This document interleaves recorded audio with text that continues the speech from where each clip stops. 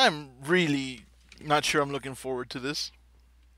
Oh, so just to be clear, you haven't looked into this game at all. Well, not since last time. Good, good, good, good, I good, good. I, I don't know what awaits.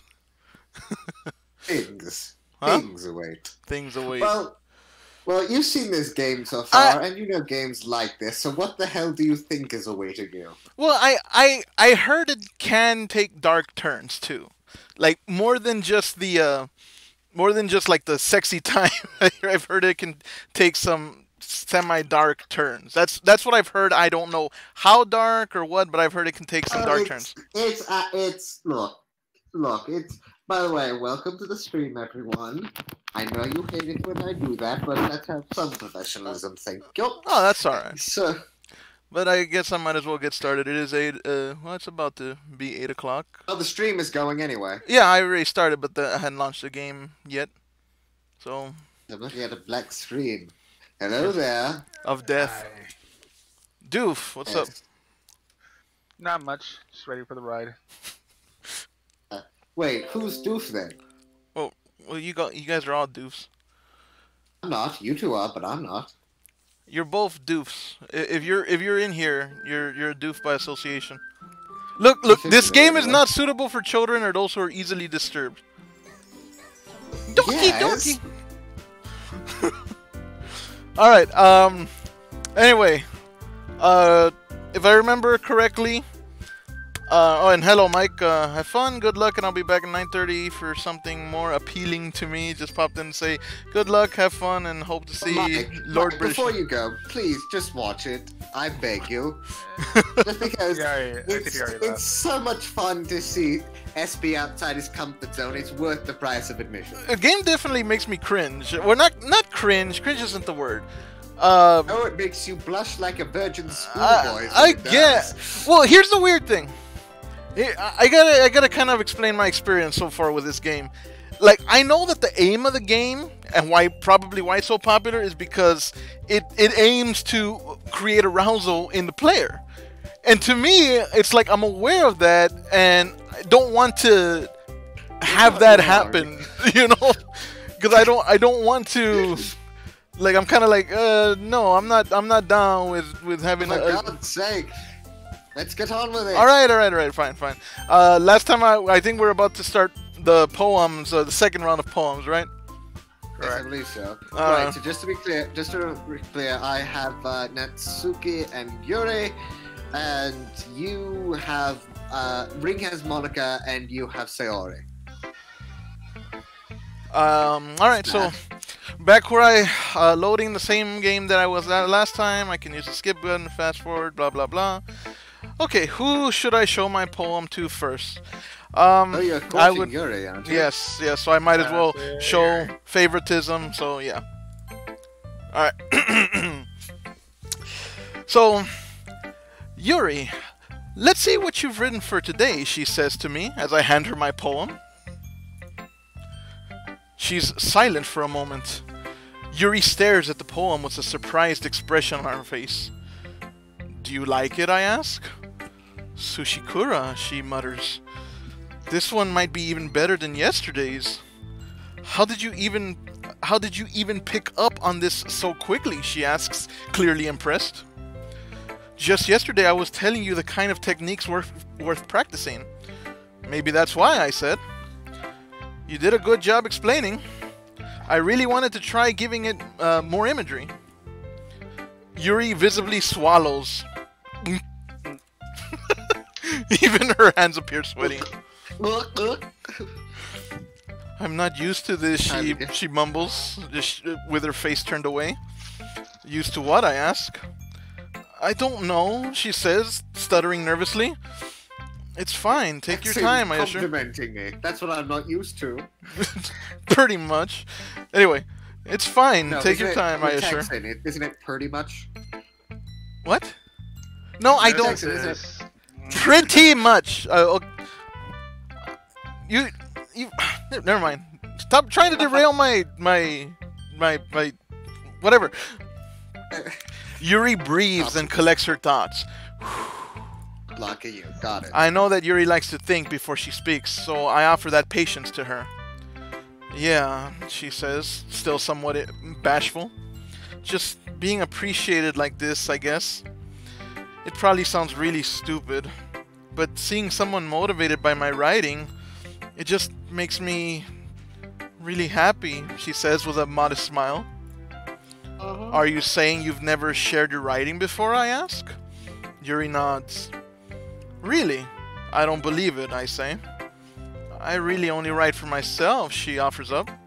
And besides, people would just laugh at me, she says, sounding bashful. Do you really think that, I ask? Again, Yuri nods. Huh, I shrug. Even your close friends? Yuri is silent for a moment. She doesn't respond to that. I wonder why. Anyway, I continue on. Do you want to share your poem you wrote today? Yeah, she says with a sigh. I do. If it's with you. Alright, who's reading this? Me. Alright. I will do. The raccoon. Take the raccoon. Raccoon. It happened in the dead of night while I was slicing bread for a guilty snack. Vision was caught by the scuttering of a raccoon outside my window. That was, I believe, the first time I had noticed my strange tendencies as an ordinary human. I gave the raccoon a piece of bread, aware of the consequences. Well aware that a raccoon that is fed will always come back for more. The beauty of my cutting knife was the symptom. The bread, curiosity. The raccoon. The moon increments its phase and reflects that much more light of my cutting knife. Off my cutting knife. Damn it, why am I doing this? That glistens in the eyes of my raccoon friend. Red, fresh and soft. The raccoon becomes excited. Projecting my emotions onto the newly satisfied animal. Has taken to following me. You could say that we've gotten quite used to each other. Becomes hungry more and more frequently, so my bread is always handy. And I brandish my cutting knife, the raccoon shows me its excitement of blood. Classic Pavlovian conditioning. Ice the bread, and I feed myself again. What stinks is that you cut out on a few words, but I don't think that's his. I don't think that's his convention. I think his sensitivity is too high, so when he speaks in low tones, it drops out. But yeah. Anyways. Well, I will say, I think it's pretty obvious that I'm the raccoon. And I feed myself again. I'm the fucking raccoon, right? Basically, she's got me in the palm of her hand. All she has to do is throw a few breadcrumbs my way. Well, dear SP, it is poetry. It's poetry. nature you're supposed to. I'm the fucking raccoon. My interpretation might be very different to yours. I think I'm the raccoon. Continuing on. All right. Anyway, yes, continuing on. Yuri mutters. I was a little more daring with this one than yesterday's, she said, showing a slight daring. I can see that, I say. It's a lot more metaphorical.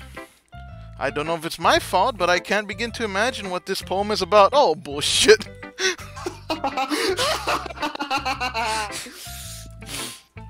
That's right, she says, beaming a modest smile. It's a bit closer to my preferred writing style. Using the poem as a canvas to express the vivid imagery and conveying emotions through them. Yeah, if I take it at face value, then I can't even figure out what it's supposed to mean, I say, dumbfounded. Well, she begins again, I think it's something that different people can relate to in their own way. I wanted to express the way it feels for me to indulge in my more unusual hobbies. It's those sorts of things I'm usually forced to keep to myself, she says, glancing away. so I sometimes enjoy writing about them. Why do you keep them to yourself? I beckon. Because, she stutters a bit, they're embarrassing. And people would make fun of me. Don't you have anything like that, Sushikura? She asks me earnestly. For you? What? Do I? I have plenty of embarrassing secrets, but I have plenty of embarrassing things that people know about too. So keep to the story. Hey, you right, don't. I'll try not to derail. Well, Operative. Okay. The operative word there being try, but go on. Oh yeah, where was I? Oh, hang on, let me summon my my Peter tool here. Well. Well, I say. Yeah, I guess I do, I say with a smirk and a shrug. I feel like everyone has a little something like that, Yuri says modestly. The best we can do is respect each other and our individualities, even if it is difficult sometimes, and some things make us uncomfortable. After all, if I hadn't learned to embrace my own weirdness, I would probably hate myself, she says, smiling and putting her hands behind her back. I might be ranting a little bit now, but I'm glad that you're a good listener. You're good at a lot of things. she says, gazing into my eyes, writing, listening. What? My mouth. I'm gonna show her my raccoon. Jesus, that's below you. That's a joke I would make. I have a pet raccoon. His name is Fuzzle. His name is Professor Fuzzles, and I want to show him to her. Anyway, oh God, Val's here. Is she? And she's in the chat. Anyway. Oh, yes. Hello, Val. Anyway, Yuri continues on. There really aren't many people like you, Sushikura. Yes, you get to see us be flirt. That's exaggerating a bit, I say, stuttering and reeling a little. It's just...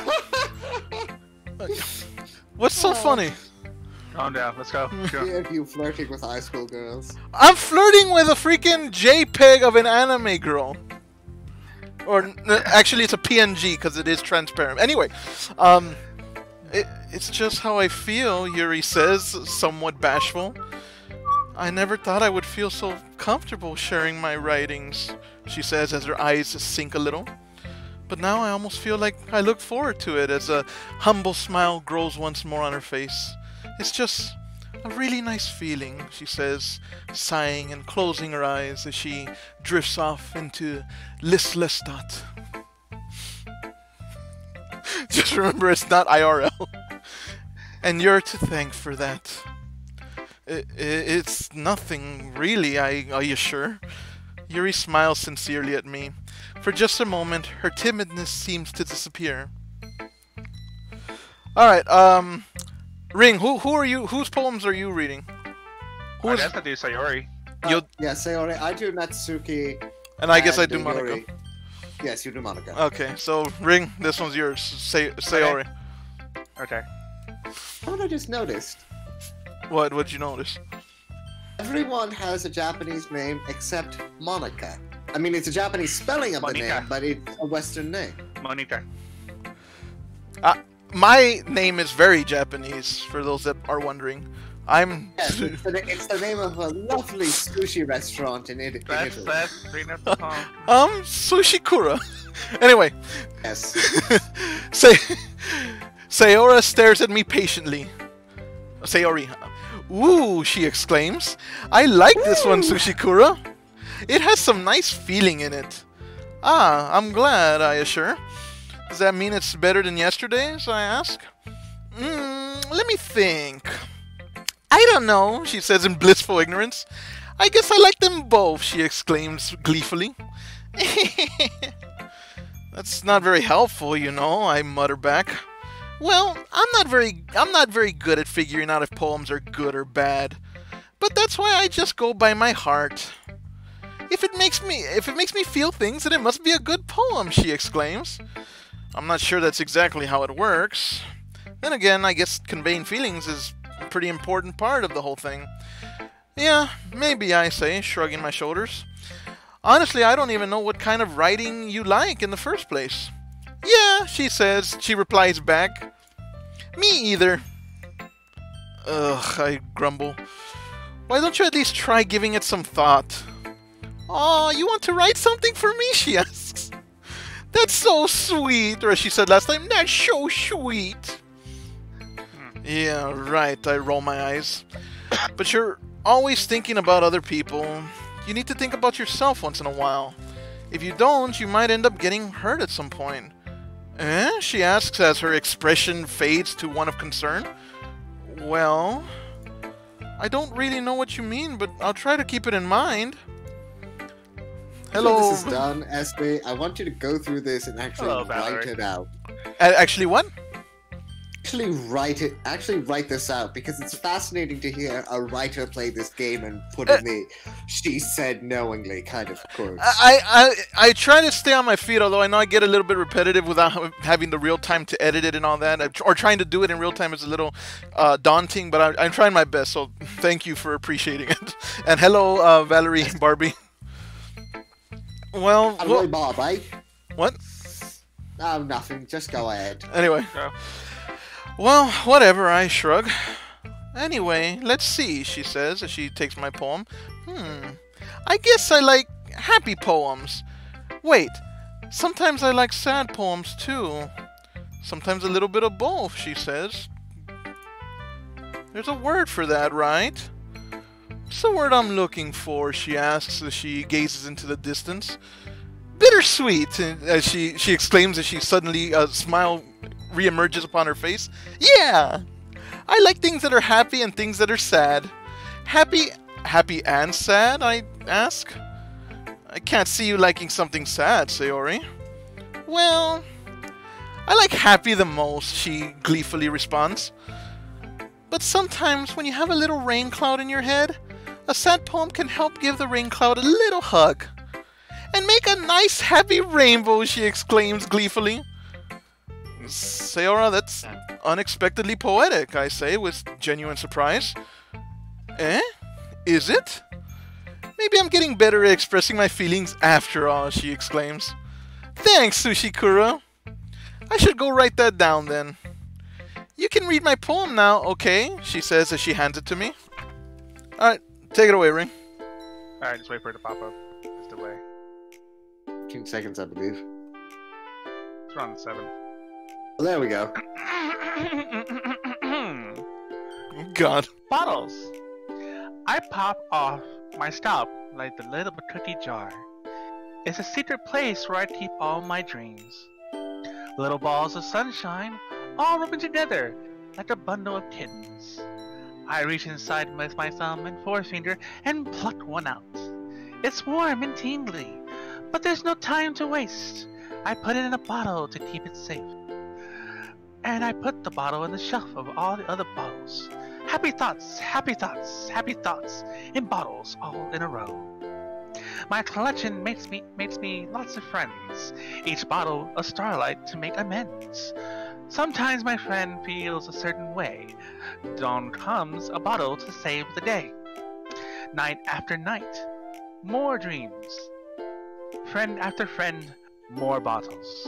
Deeper and deeper my fingers go, like exploring a dark cave, discovering the secrets hiding in the nooks and crannies, digging and digging, scraping and scraping. I dust off my bottle caps. It doesn't feel like time elapsed. My empty shelf could use some more. My friends look through my front locked door. Finally, all done, I open up, and in come my friends. In they come in such a hurry. Do they want my bottles that much? I frantically pull them from the shelf, one after another, holding them out to each and every friend, each and every bottle. But every time I let one go, it shatters against the tile between my feet. Happy thoughts, happy thoughts, happy thoughts in shards all over the floor. They are supposed to be for my friends who aren't smiling. They're all shouting, pleading, something. But all I hear is echo, echo, echo, echo, echo. Oh. inside my head. I think you missed an echo. Okay, what the fuck? First thing, obviously. Yes. And Jesse, just to say, at this point, I would avoid the chat because there are some spoilers being posted. So. Well, at any rate, she definitely got the attention grabber down. I pop off my scalp like the lid of a cookie jar.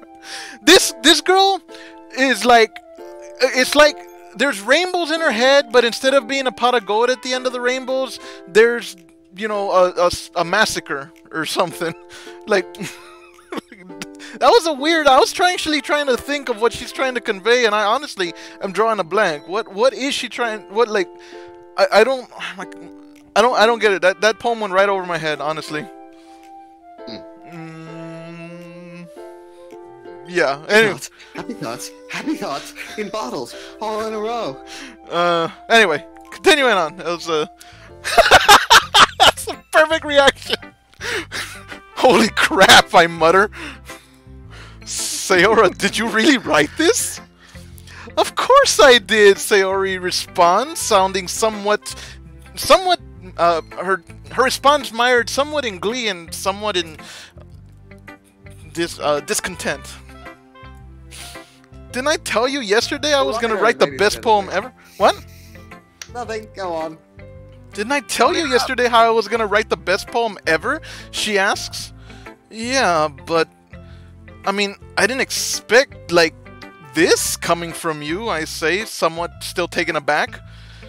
Monica taught me a whole lot, she says, as her exuberance returns, and I've become really in touch with my feelings recently.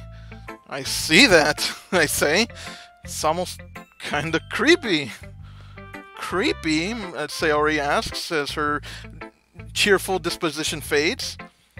Well, not exactly, I respond, searching for the right words. Maybe because I'm so used to you being cheerful. Never mind, I try to shrug it off. I'm thinking too hard about it. The point is that it came out good, so you should be proud of it, I assure her. Aw, thanks, she says, beaming a humble smile. I feel like I was meant to express myself this way. It even helps me understand my own feelings a little bit better. Writing is like magic, she exclaims. You've gotten pretty passionate about this, huh? I ask. I hope you keep it up. Yeah, she cheers. Writing's the best. Well, oh, don't mind me. yeah, you're overriding the sound though. Stop. Settle down.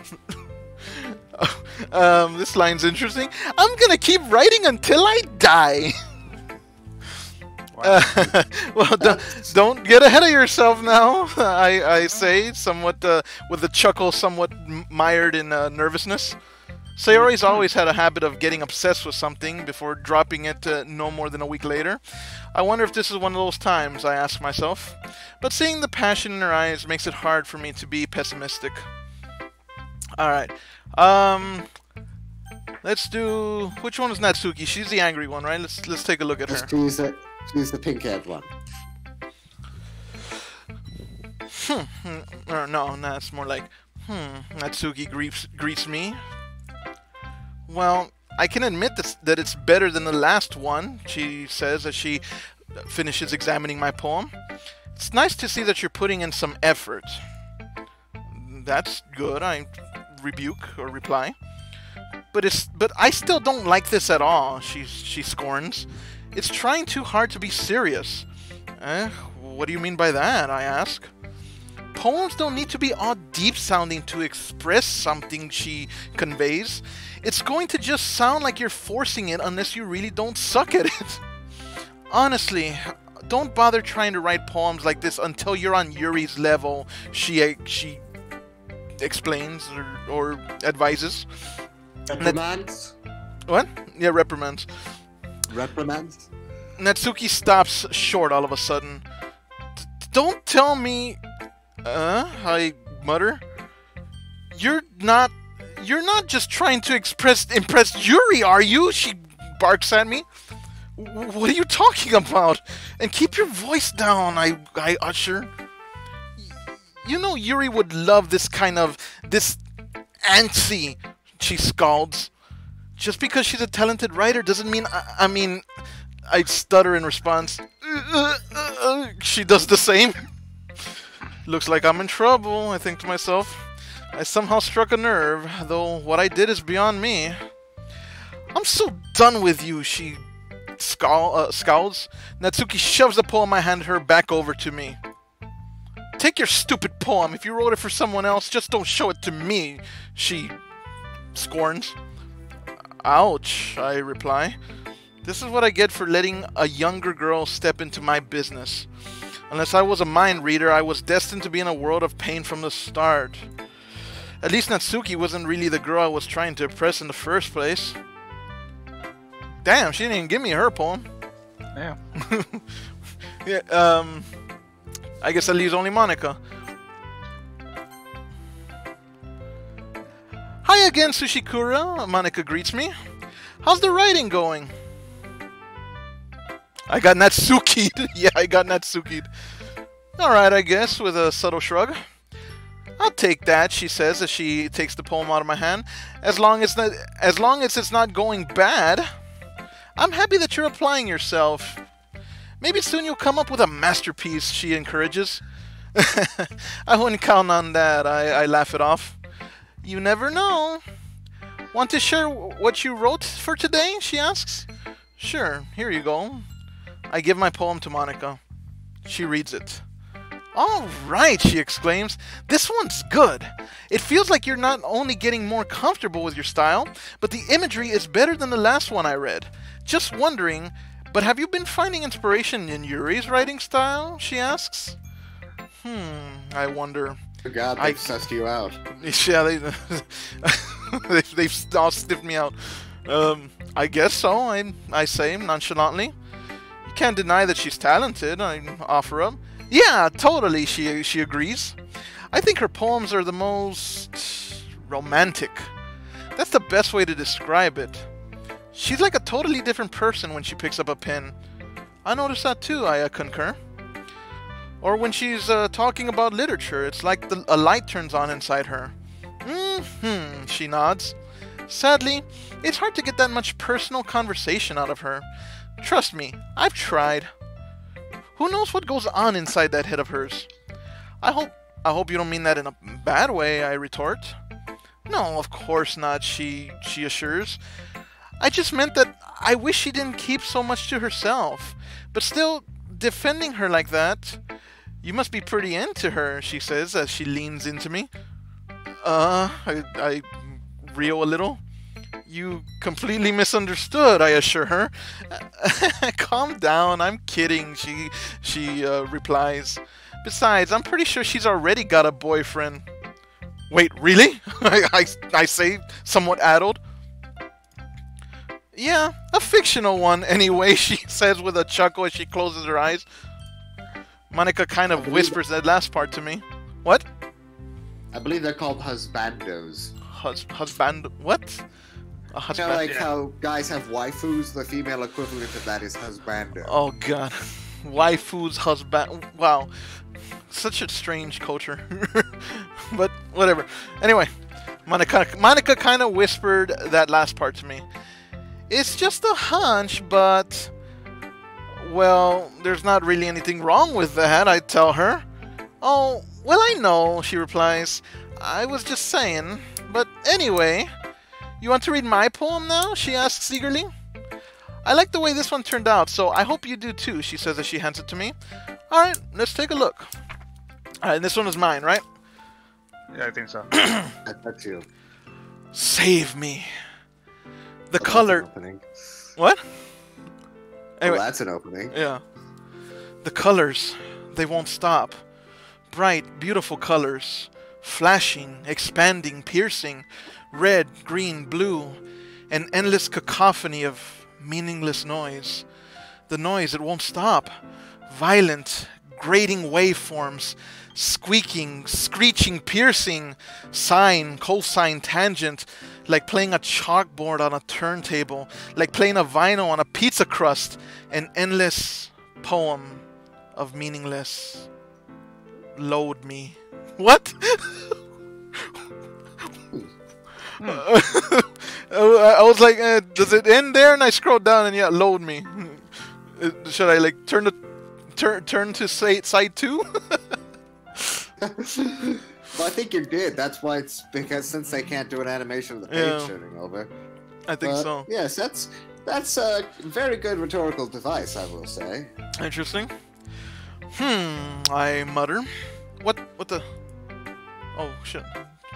I'll tabbed out for a second. You might see a flash on the screen. Anyway, I mutter. It's even more abstract than your last one, I ask. She chuckles. I guess it's just the way I write. I'm sorry if you don't like it. No, I never said that, I assure. It's just a kind of thing I've never really seen before, I guess. I kind of like playing with my space on the paper, she replies. Choosing where and how to space your words can totally change the mood of a poem.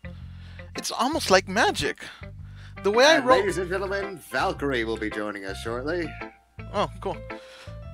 The way I wrote the lines really short, make it feel like they're trying to speak over the noise. I see, I reply. Still hard for me to tell what it's about, though. She chuckles. Sometimes asking what a poem is about isn't the right question. A poem can be as abstract as a physical expression of a feeling, or a conversation with the reader. So putting it that way, not every poem is about something. Anyway, here's Monica's writing tip of the day. Sometimes you'll find yourself facing a difficult decision. When that happens, don't forget to save your game.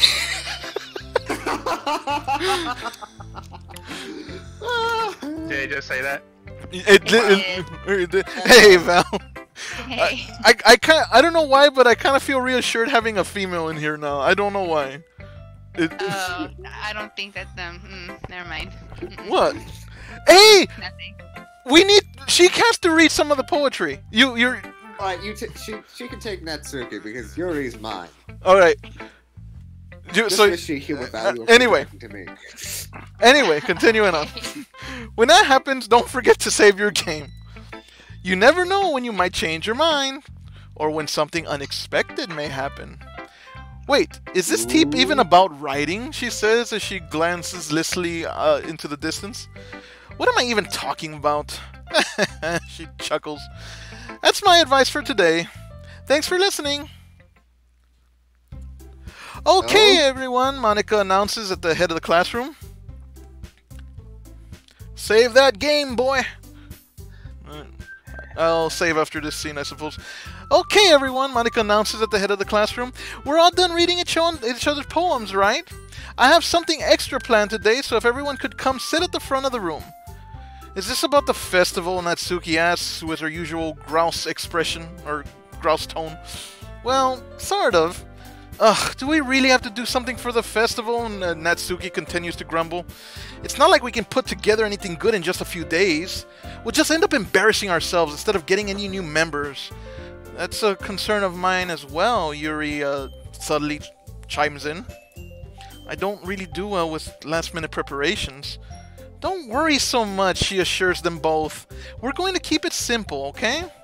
We won't need much more than a few decorations. Sayori has been working on posters, and I've designed some pamphlets we can give out during the event. Okay, that's great and all, Natsuki begins again, but that doesn't tell us what we're actually going to be doing for the event. Ah, sorry, I thought you heard about it already, Monica replies. We're going to be performing, she says with a gleeful exuberance. Performing? Natsuki asks. Yuri is barely able to stutter out the first sound of the word. Monica, she says as a shocked and embarrassed expression overtakes her face. Yeah, we're going to be having a poetry performance, Monica exuberantly declares. Each of us are going to choose a poem to recite during the event. But the cool part is, we're also going to let anyone else come up and recite poems too.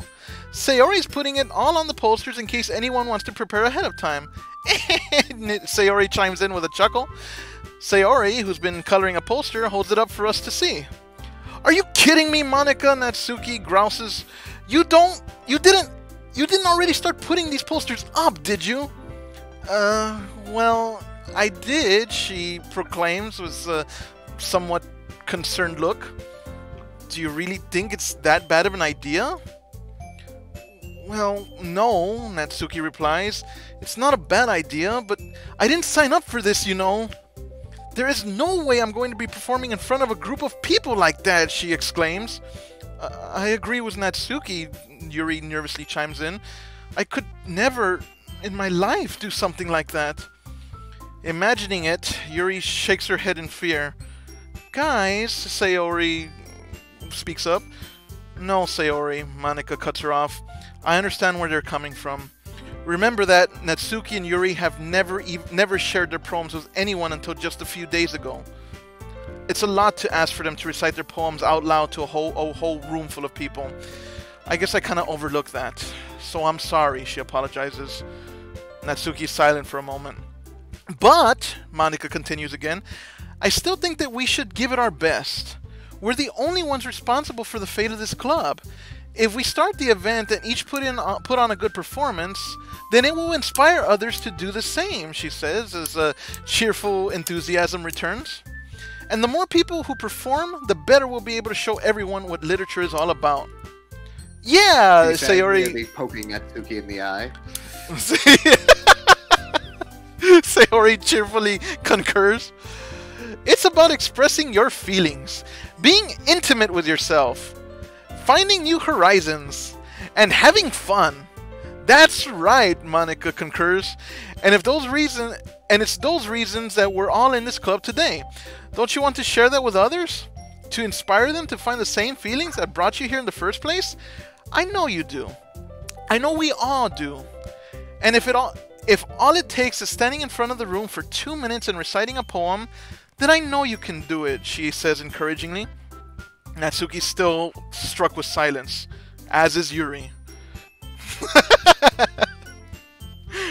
Sayori looks worried. I guess that leaves me no choice. I agree, I reluctantly spout out. I don't think it's too much to ask.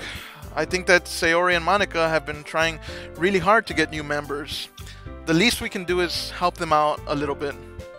Well, maybe, but Natsuki speaks up. She's struck with silence. It looks like Natsuki doesn't have any arguments left. Instead, she just mutters out a grumble. Okay, fine. She reluctantly acquiesces without anything further to say. I guess I'll just have to get it over with. All right, Sayori exclaims. Whew, Monika breathes a sigh of relief. Thanks, Natsuki. What about you, Yuri? She asks, turning to the yet bashful and reticent purple-haired girl. Jesus Christ. Yuri is silent for a moment. She dejectedly glances around at everyone else's expectant faces. She sighs. I guess I really don't have a choice, she says, with her eyes sank and her head bowed to the ground. That's everyone, Sayori cheers. You're the best, Yuri. This club is seriously going to be the death of me, she mutters. Oh gosh, Monika replies. You'll be fine, Yuri. But anyway, let's move on to the main event. I want each of you to choose a poem of yours. We're going to practice reciting them in front of each other. No way, Natsuki rebukes. Monika, Yuri chimes in as well. This is too sudden. Overcome with angst. Well, if you can't recite your poems in front of the club, how do you expect to do them in front of strangers? Oh no, Yuri sighs reticently. Don't worry, Monika tries to comfort her. I'll start off to help everyone feel a little bit more comfortable. Can I go next? Sayori quickly interjects. Of course. Now, let's see, Monika says as she glances around the room. She also flips through her notebook to the specific poem she has in mind for herself. She then stands behind the podium. The title of this poem is The Way They Fly. She clears her throat. Monika begins reciting her poem. Her clear, confident voice fills the room. More than that, her inflection is pristine. She knows. Marker? Huh? That's SP. Okay. who's Isabel Burgess? Nobody's here. Nobody's here. Alright, anyway. She knows exactly how to apply emotion behind each line she recites, bringing the words to life.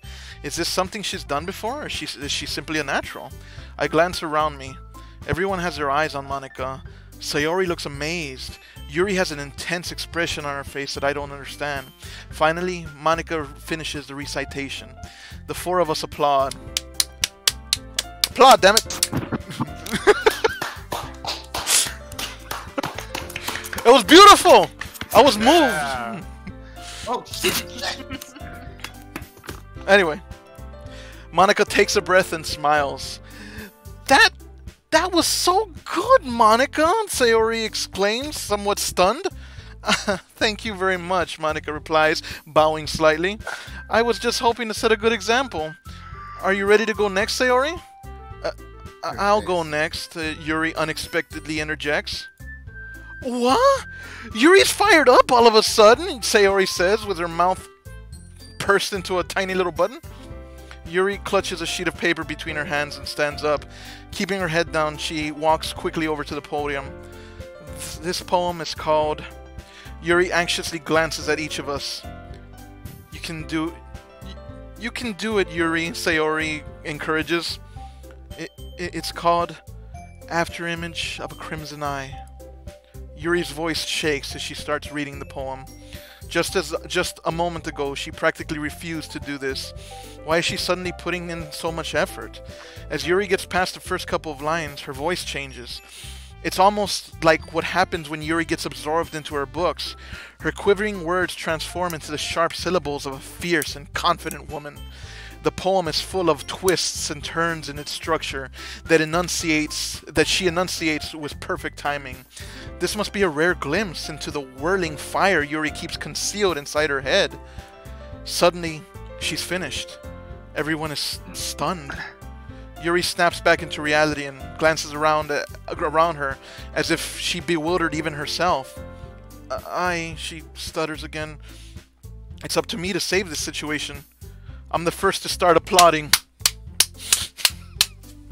Oh, I dropped my laptop last time. I'm not doing it again. What the hell? Wow, don't be clumsy. Everyone joins me afterward, and we give Yuri the recognition she deserves. A raucous applause erupts from the room. It's not that we didn't want to applaud for her, but we were caught so off guard that we must have forgotten. As we applaud, Yuri holds the poem to her chest and rushes back to her seat. Yuri, that was really good, Monika compliments. Thank you for sharing. Yuri's silent. Looks like Yuri is down for the count. Okay, Sayori interjects. I guess I'm next then. Sayori hops out of her chair and cheerfully walks to the podium. This one's called My Medal. She chuckles a little bit. Sorry, I giggled. She continues. Sayori, I say with a sigh and a roll of my eyes. It's a lot harder than I thought, she says, trying to excuse herself. How did you guys do it so easily? Monika chimes in. Try not to think of it like you're reciting to other people. Imagine you're reciting it to yourself, like in front of a mirror or in your own head. It's your poem, so it'll come out the best that way. I see, Sayori says with a nod. Okay then. Sayori begins her poem. Somehow it feels like her soft voice was made as a perfect match. The poem isn't aimlessly cheery like Sayori is. It's serene and bittersweet. If I were to read this on paper, I probably wouldn't think much of it. But hearing it come from Sayori's voice almost gives it a whole new meaning. Maybe this is what Sayori meant when she said she likes my poems. It's like I get to reach more deeply into someone I thought I knew. Someone I thought I knew through and through. Sayori finishes and we applaud. Alright, I'm done with that. I did it! She exclaims triumphantly. Good job, Sayori, I concur. Even Sushikura liked it, she giggles. I guess that's a good sign. What does that even mean, I ask. It came out nicely, Sayori, Monika compliments. The atmosphere of the poem fits you really nicely. But it might be that other poems wouldn't work quite as well with that kind of delivery. I don't really understand, Sayori mumbled, somewhat taken aback. In other words, I've seen poems of yours where that sort of gentle delivery wouldn't work as well. They might need a little more force behind them, depending on what you're reading. Oh, I know what you mean, she exclaims. Well, I've been practicing that kind of thing. It's just so embarrassing to do in front of others, she said as she begins to twiddle with her thumbs. The next time, I'm going to make you pick a poem that challenges you a little bit more, Monica declared. We don't have much time before the festival, you know. Okay, Sayori says with gleeful ignorance. Now, who's next? Natsuki, Monica says as she glances Natsuki's way. Natsuki scoffs. Don't make me go before Sushikura. It's not like I can compare to you guys anyway, she grumbles. Might as well let Sushikura lower in everyone's standards a little. Wow! So basically she's saying I'm terrible and she's just slightly less terrible than me. Fucking. I'm insulted! I will not sit here and take this! Anyway. Oddly enough, there are people who are into this, but go on. Might as well let Sushikura lower everybody's standards a little bit before I have to do it. Natsuki, Sayori calmly scolds or rebukes. It's fine, I say, putting a hand up. I might as well get it over with. But it's not like I have much of a selection to read. I'll just have to go with what I wrote for today. I step up and stand in front of the podium, or step in front of the podium. And my poem is called Snowball. I had a cat named Snowball. She died. Mom said she was sleeping. She lied. Why, oh why is my cat dead? Couldn't that Chrysler have hit me instead?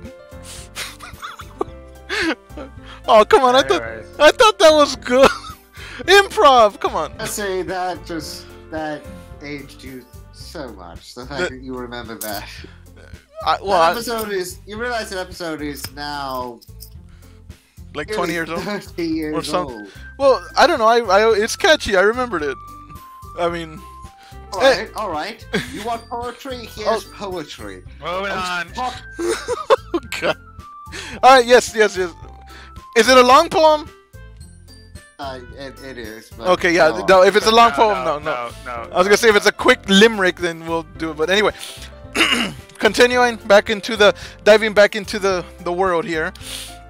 I stand up and step in front of the podium. Everyone has their eyes on me, making me feel terribly awkward. I recite my poem. I wish I actually had my poem to recite it. Since I'm not exactly confident in my own writing, it's hard to put energy into it. Despite that, once I finish, I receive applause anyway. Sorry, I'm not really as good as everyone else, I confess. Don't worry about it so much, Monica encourages. I think it's less about your abilities and more about your lack of confidence in your writing. That's something that'll improve over time, though. Yeah, maybe, I say with a shrug. Alright then. That just leaves you, Natsuki, Monica says as she glances Natsuki's way. Yeah, she grumbles. I'm going. Natsuki begrudgingly gets out of her seat and makes her way to the podium. The poem is called... Why are you all looking at me? She says as she averts her eyes and turns away. Because you're presenting, Monica replies. She scoffs. Anyway, the poem is called Jump. Natsuki takes a breath.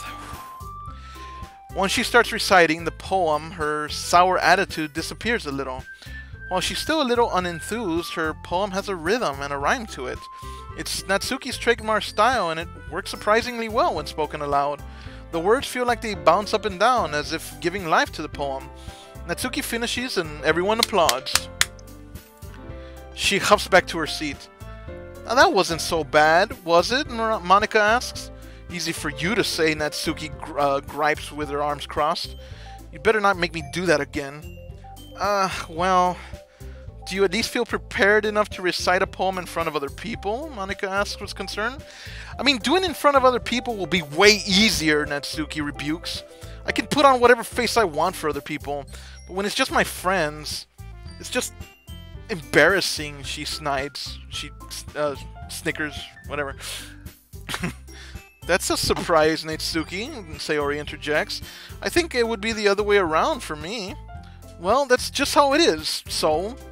Well, I guess in that case, you won't have much to worry about for the festival, Monika offers up. That said, I want to thank everyone for coming through. It might be hard, but I hope you all have an idea of what it's like now. Make sure you pick a poem and get enough practice before the festival, okay? I'll be making pamphlets, so let me know ahead of time what you'll be reciting. Jeez, I mumble. I should probably find some other poem to recite instead. That's fine too, Monika declares. It doesn't have to be your own. I'm already pleasantly surprised that you're putting in all this effort for the club. It makes me really happy, Monika says as she gingerly leans towards me.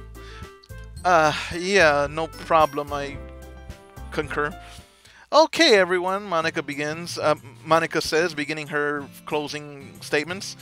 I think that's about it for today. I know the festival's coming up, but let's try to write poems for tomorrow as well. It's been working out really nicely so far, so I'd like to continue that. As for the festival, we'll finish planning tomorrow, and then we'll have the weekend to prepare.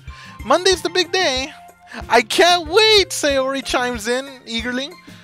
I can do this. I can do this. I can hear Yuri in the corner trying to psych herself up.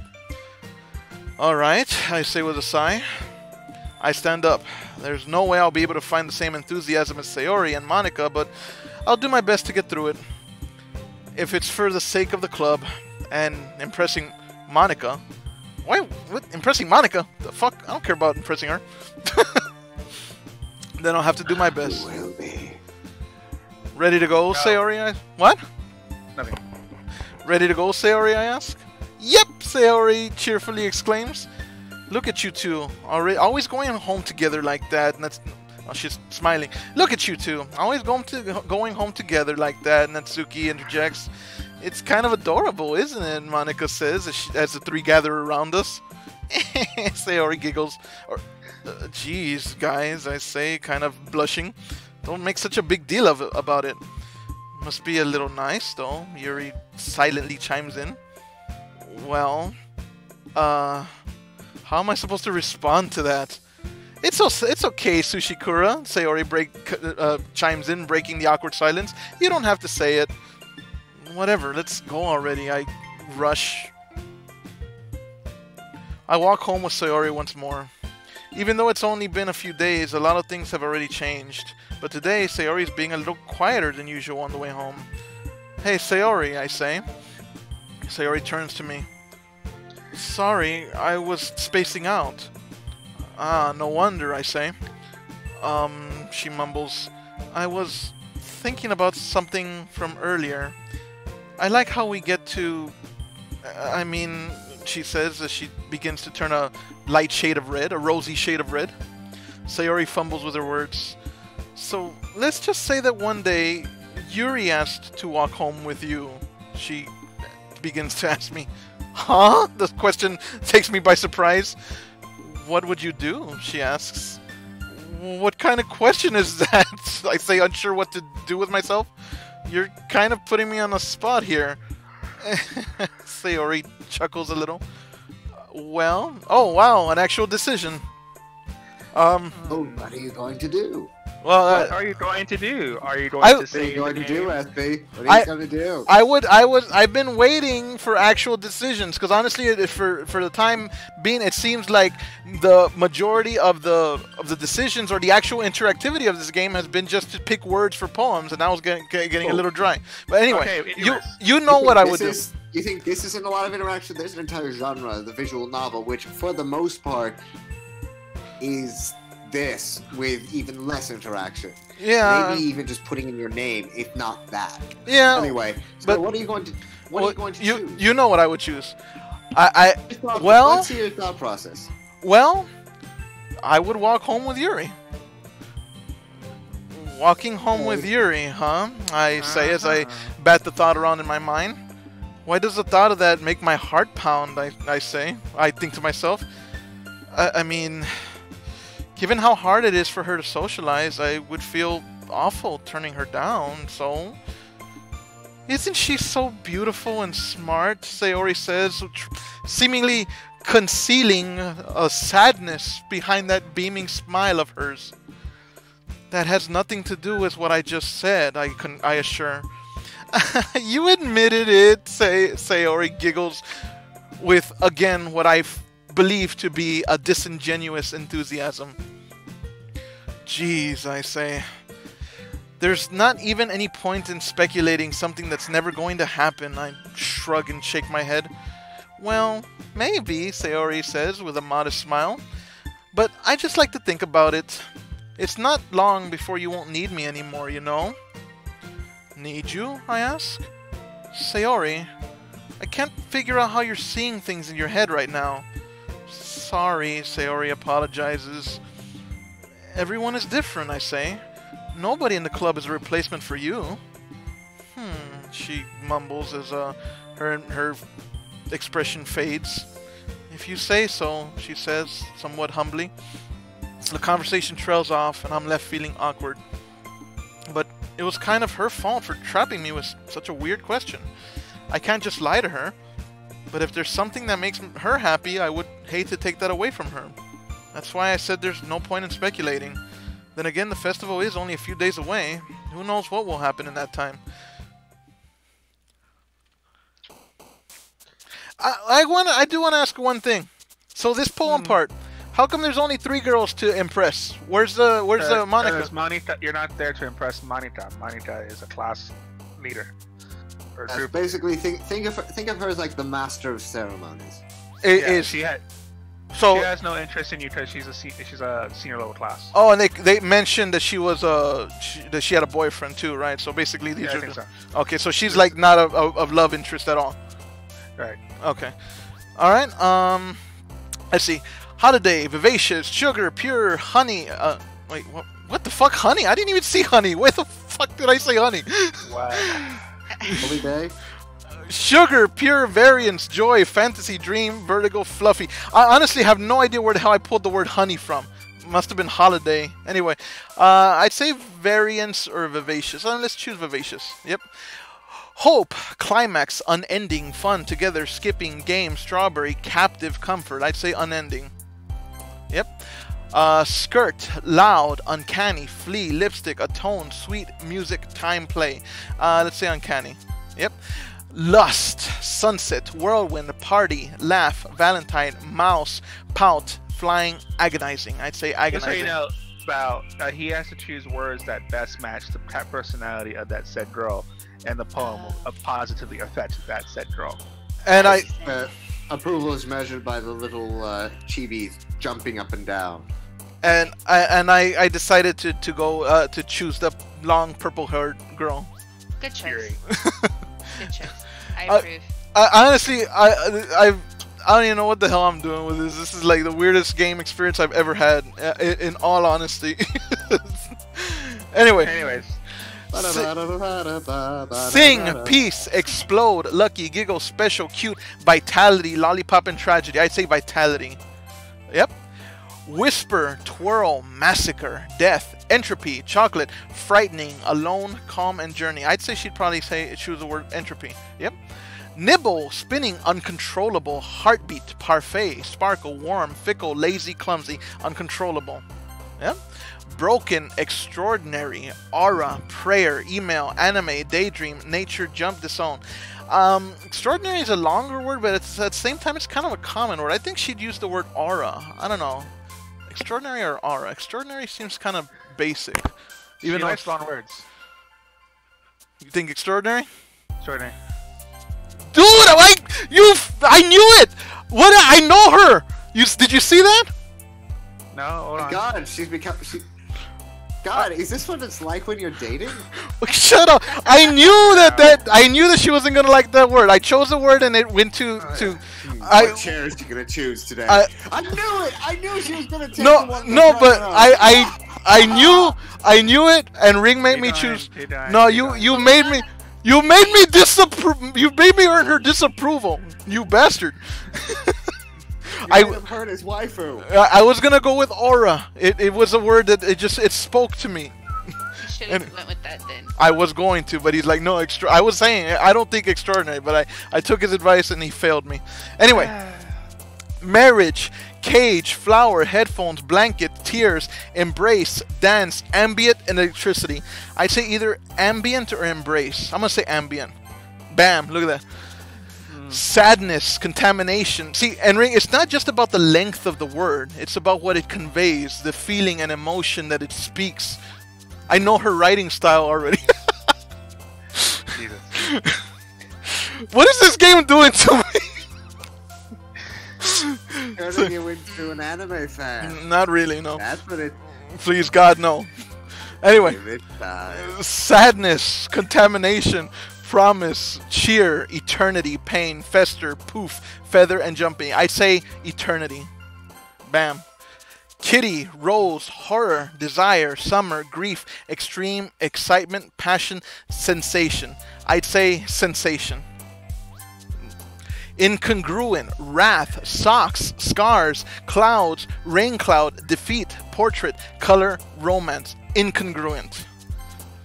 Dark, adventure, unstable, hair, papa, ocean, vanilla, melody, breathe, treasure. Probably unstable. I'd say unstable. Kiss, analysis, marshmallow, vivid, fireworks, crimson, intellectual, puppy, cry, despise. I'd say crimson. Starscape, pleasure, incapable, shopping, covet, Doki Doki. Essence, depression, infinite, kawaii, covet.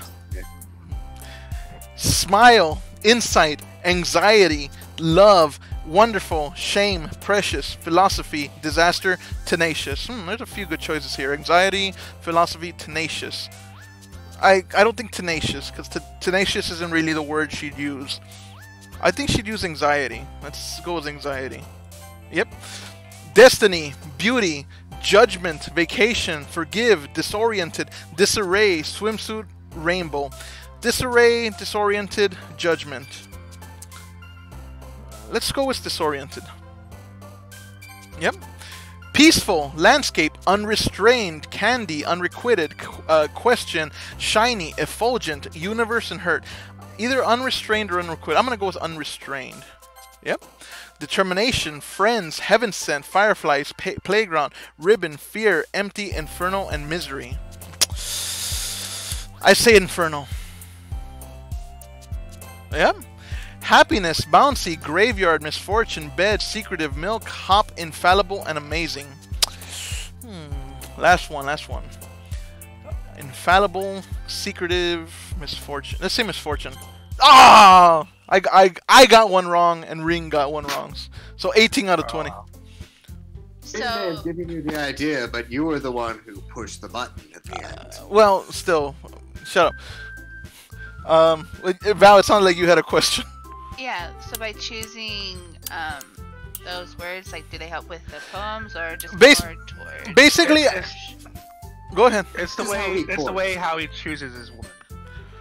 How he proceeds on this particular part. I don't think she's answering that. She's asking that. Basically, Val, the point of that little exercise is each night our homework for this club is to go home and write a poem.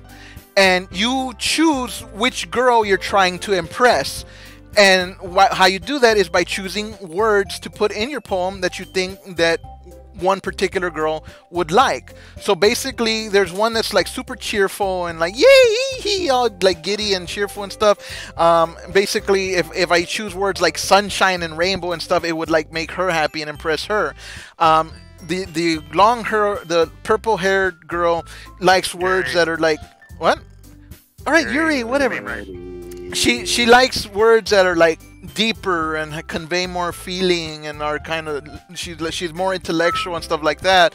I honestly don't even know what the other one is. The one that's angry, Natsuki. I don't know what words she's into. But basically, you're supposed to look for the words that would impress that particular girl, and then you choose those words. The better, the more words you can choose, I guess, the better job you'll do at impressing her to try to pursue her as a relationship or whatever. Does that make sense?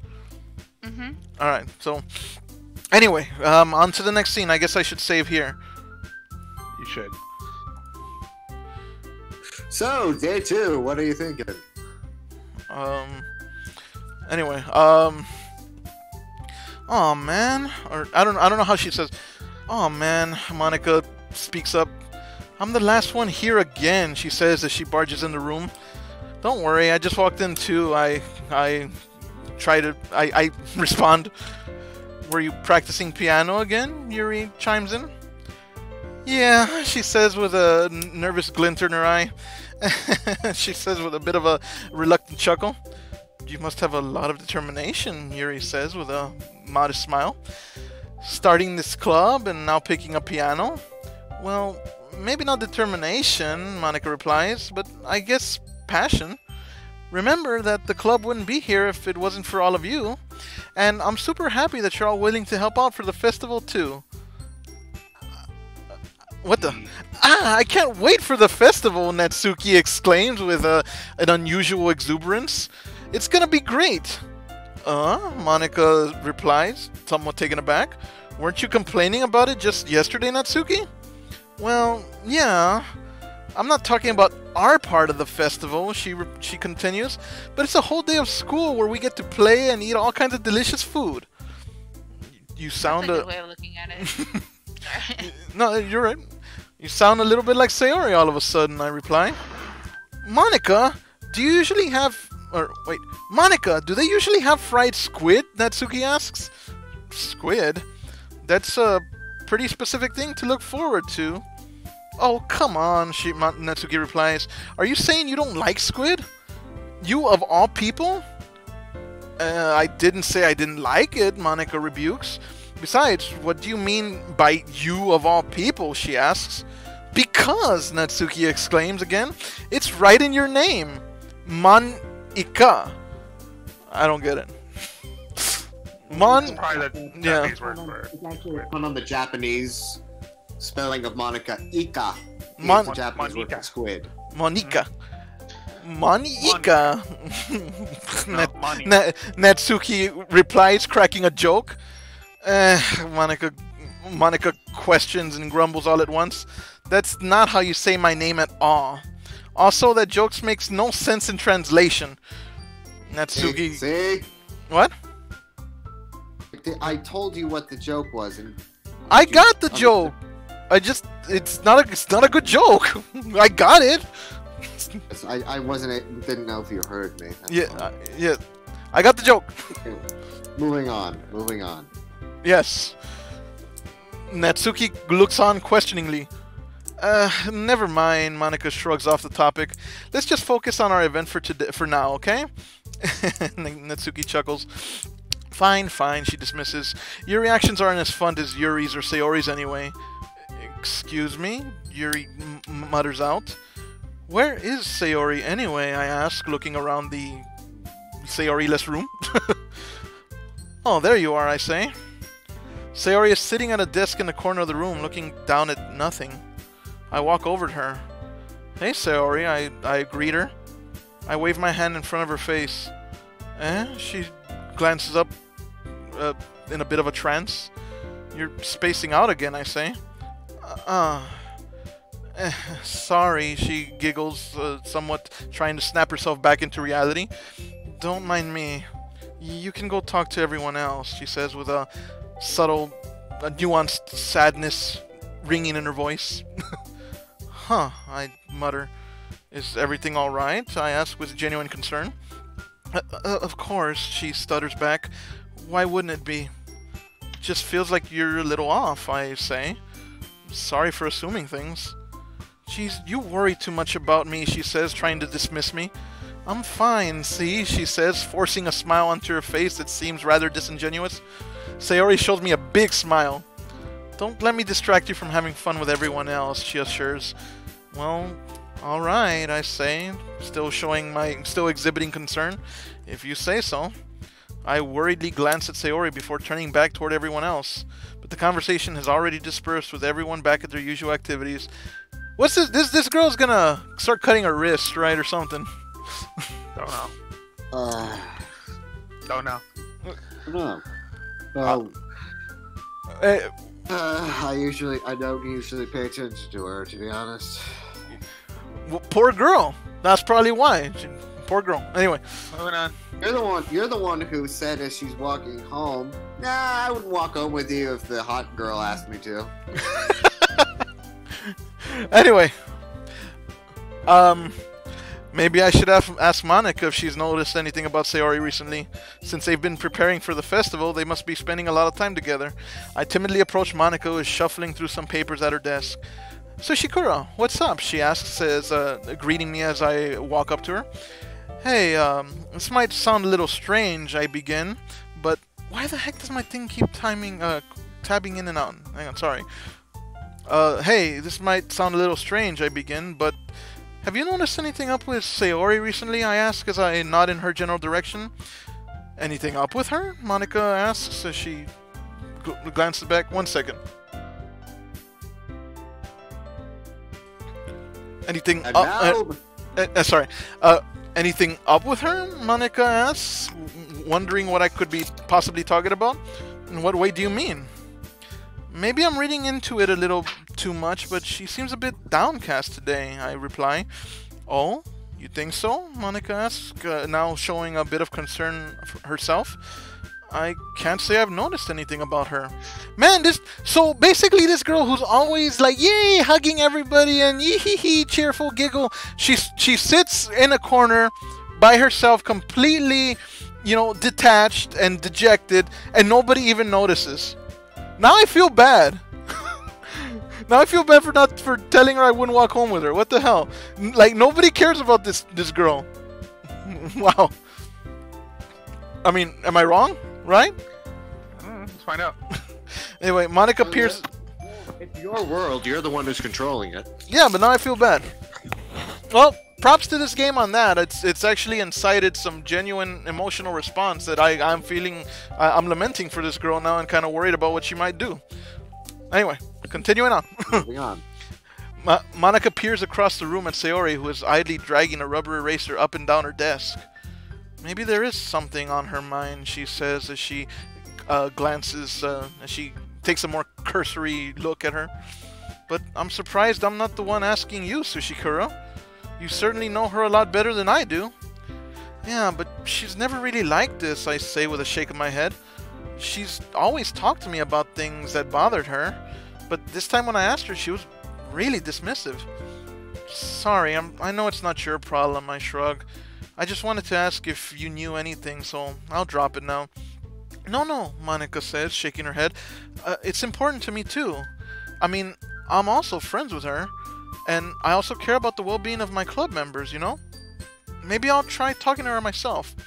Are you sure about that? I asked inquisitively. She seemed like she wanted to be left alone. Are you sure? Monica replies. Maybe she just has a hard time bringing it up with a person of interest. Person of interest? I ask, not sure what she means. What do you mean by that? I'm saying that maybe the thing on her mind is you, Sushikura. She says, beaming a modest smile at me. Me? How on earth would you come to that conclusion? I ask her, dumbfounded. Well, she says as she glances around the room, I probably shouldn't say too much, but Sayori talks about you more than anything else, I reply. She's been so much happier ever since you joined the club. It's like an extra light was turned on inside of her. What? I ask, dumbfounded again. No way, I say, refusing to believe it. Sayori is always like that. She's always been full of sunshine. It's not any different than it's always been. Monica giggles a little. You're so funny, Sushikura. Have you thought that maybe you've always seen her as so cheerful because that's just how she is when she's around you? I'd never really thought about that, I think to myself, remaining silent. I've said too much, Monica says, reeling a little bit with a nervous blush. I'm sorry. What do I know anyway? She shrugs. I didn't mean to jump to conclusions, so you should just forget what I said. I'll try to talk to her, so try not to think about it for now. Alright. Monica smiles meaningfully. I know she said to forget about it, but I already know that I wouldn't be able to get her words out of my head. Monica stands up from her desk and walks across the room to where Sayori is sitting. I watch her kneel down next to Sayori and gently talk to her, but she's keeping her voice so quiet that I can't hear from here. I sigh and sit down. I know Sayori told me not to worry about her and to have fun with everyone else, but that's impossible to do when she's behaving like this. Exactly how much do I care about her that I'm letting this weigh me down so much? Now it feels like I'm the one behaving out of the ordinary, but there's nothing I can do besides wait for Monica. Why does it feel like I'm being watched? I glance around the room. Suddenly I notice Yuri peering at me from over her book, but she looks away just as quickly with a flustered look on her face. I realize that she won't get anywhere like this. I've never really seen Yuri approach anyone or start a conversation of her own accord, so I have no choice but to approach her myself. By now it's a little easier for me to do that. I stand up from my desk and sit in the one next to her own. She glances at me but remains silent. I didn't mean to bother you or anything, she finally speaks up. Relax, you didn't even do anything, I chuckled dismissively. But she continues, I could tell that you wanted to be alone with your thoughts. Alone with my thoughts? I ask and shrug. How are you even able to tell that? How were you even able to tell that I was thinking like that? Well, it's something that I do a lot, she replies. So it wasn't hard for me to spot based on your posture and expression. Not that I was staring or anything, she quickly tries to correct herself. I didn't do anything creepy like that. In any case, I guess you... Or, no, wait, this is me. In any case, I guess you were right, I reply. I'm sorry if I caused you any concern. Don't apologize, she says, as a meek smile grows on her face. Your troubles are only the concern of those who willingly share in that concern. Of course, there are certainly those who find the most comfort in keeping to themselves. But if you would prefer to share what's on your mind, then I'd be glad to listen, she says, as the smile crept on her face grew ever bigger. It's really not that big a deal, I shrug it off. I was just feeling a bit uneasy about Sayori, I say, with a backward glance towards Sayori and Monica. Sayori? She asks. Yeah, she seems a little off today, I reply, but when I asked her about it, she didn't want to admit it to me. So I can't help but wonder if something happened to her. Oh? Yuri asks. That's quite romantic. I mumble. Sorry, she says again as she turns away instinctively and begins fiddling with her hair. I didn't mean to say something stupid. It's not that. Yes. What? Thoughts? Nothing, just when you're around, stupid comments tend to be thrown about anyway. This is a weird game. Yes, it is, isn't it? Yeah, it's weird because yesterday, or not yesterday. Real quick, a quick break for reflections here. First time I played this game, I had a very different impression than I'm having now. This part, now that I've gotten a bit into it, I'm seeing more actual storytelling in the game. Like the first time it seemed to be all, like flirtation and like, ooh, like I could feel her breath and her chest. I could see her chest pulsating, and I put the chocolate in her mouth. It seemed all about, Service. Yeah, exactly. And a romance simulator or whatnot. But now I actually see conflicts brewing. I see character development. I see stories beginning to branch out. I'm actually seeing, a narrative begin to unfold. And yes, now you'll have the not appropriate for children, because how many children's shows do you have characters with that may or may not be suffering with depression? Yeah, so, which is very, very, like I said, I'm getting a way different impression and vibe, and I find that, to be honest, fascinating. The game is starting to dare I say, really engage me. It was such a big hit back in the dear God, back in the day. It was 2 years ago. Yeah. Well, anyway, yeah. So I'm finding it interesting because and like I said, for the first time. Other than like being just awkward, because the first time I played this, I was just completely awkward and like, this is out of my comfort zone. This is so weird. That's the only emotion that it incited. In this playthrough, and this time, it's actually inciting like, oh man, I feel bad. That girl, I made her depressed and blah blah blah. It's like it's actually inciting emotional responses. So kudos to that on decent storytelling. Anyway. Right. Let's keep going. Yes.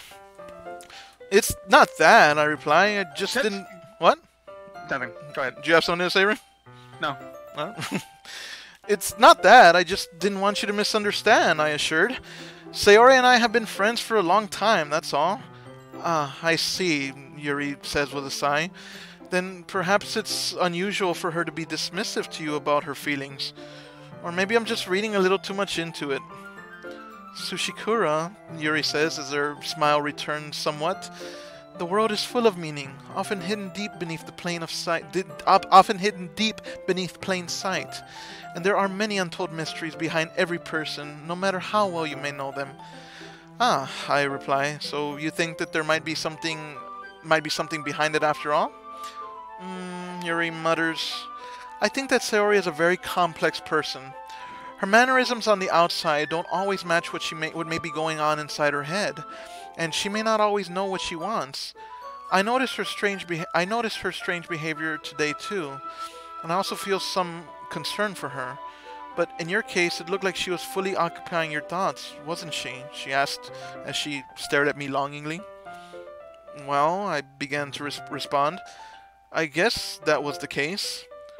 Sayori, she says, somewhat modestly.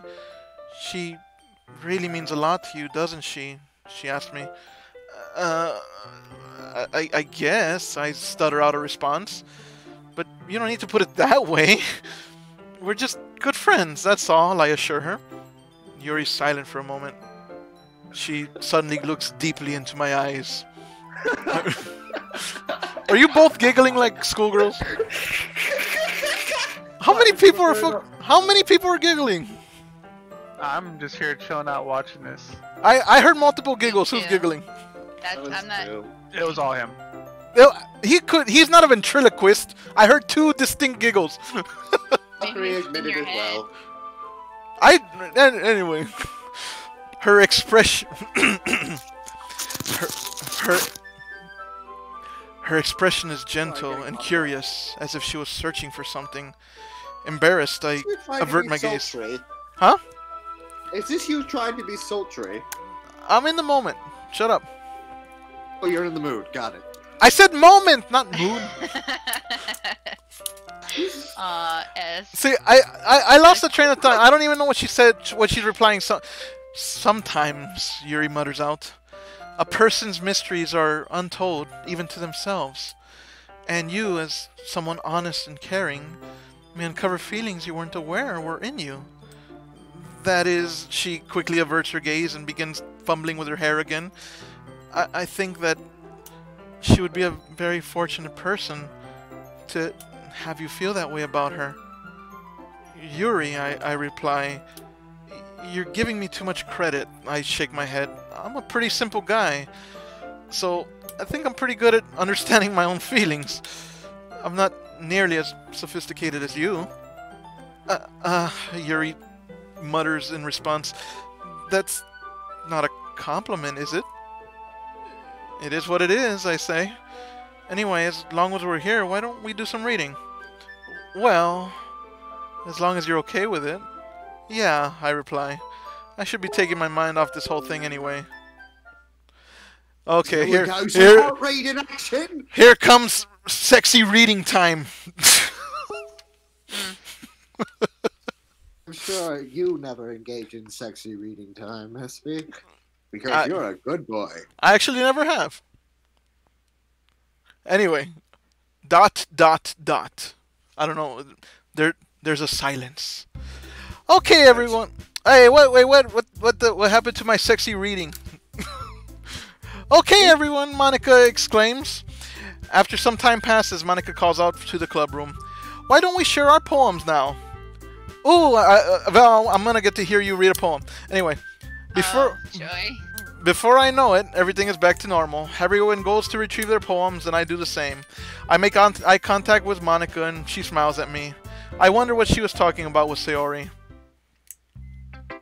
Who should I show my poem to first? I kind of feel like in this situation I should go to Sayori first and just kind of You know. Yes. Aw, sweet.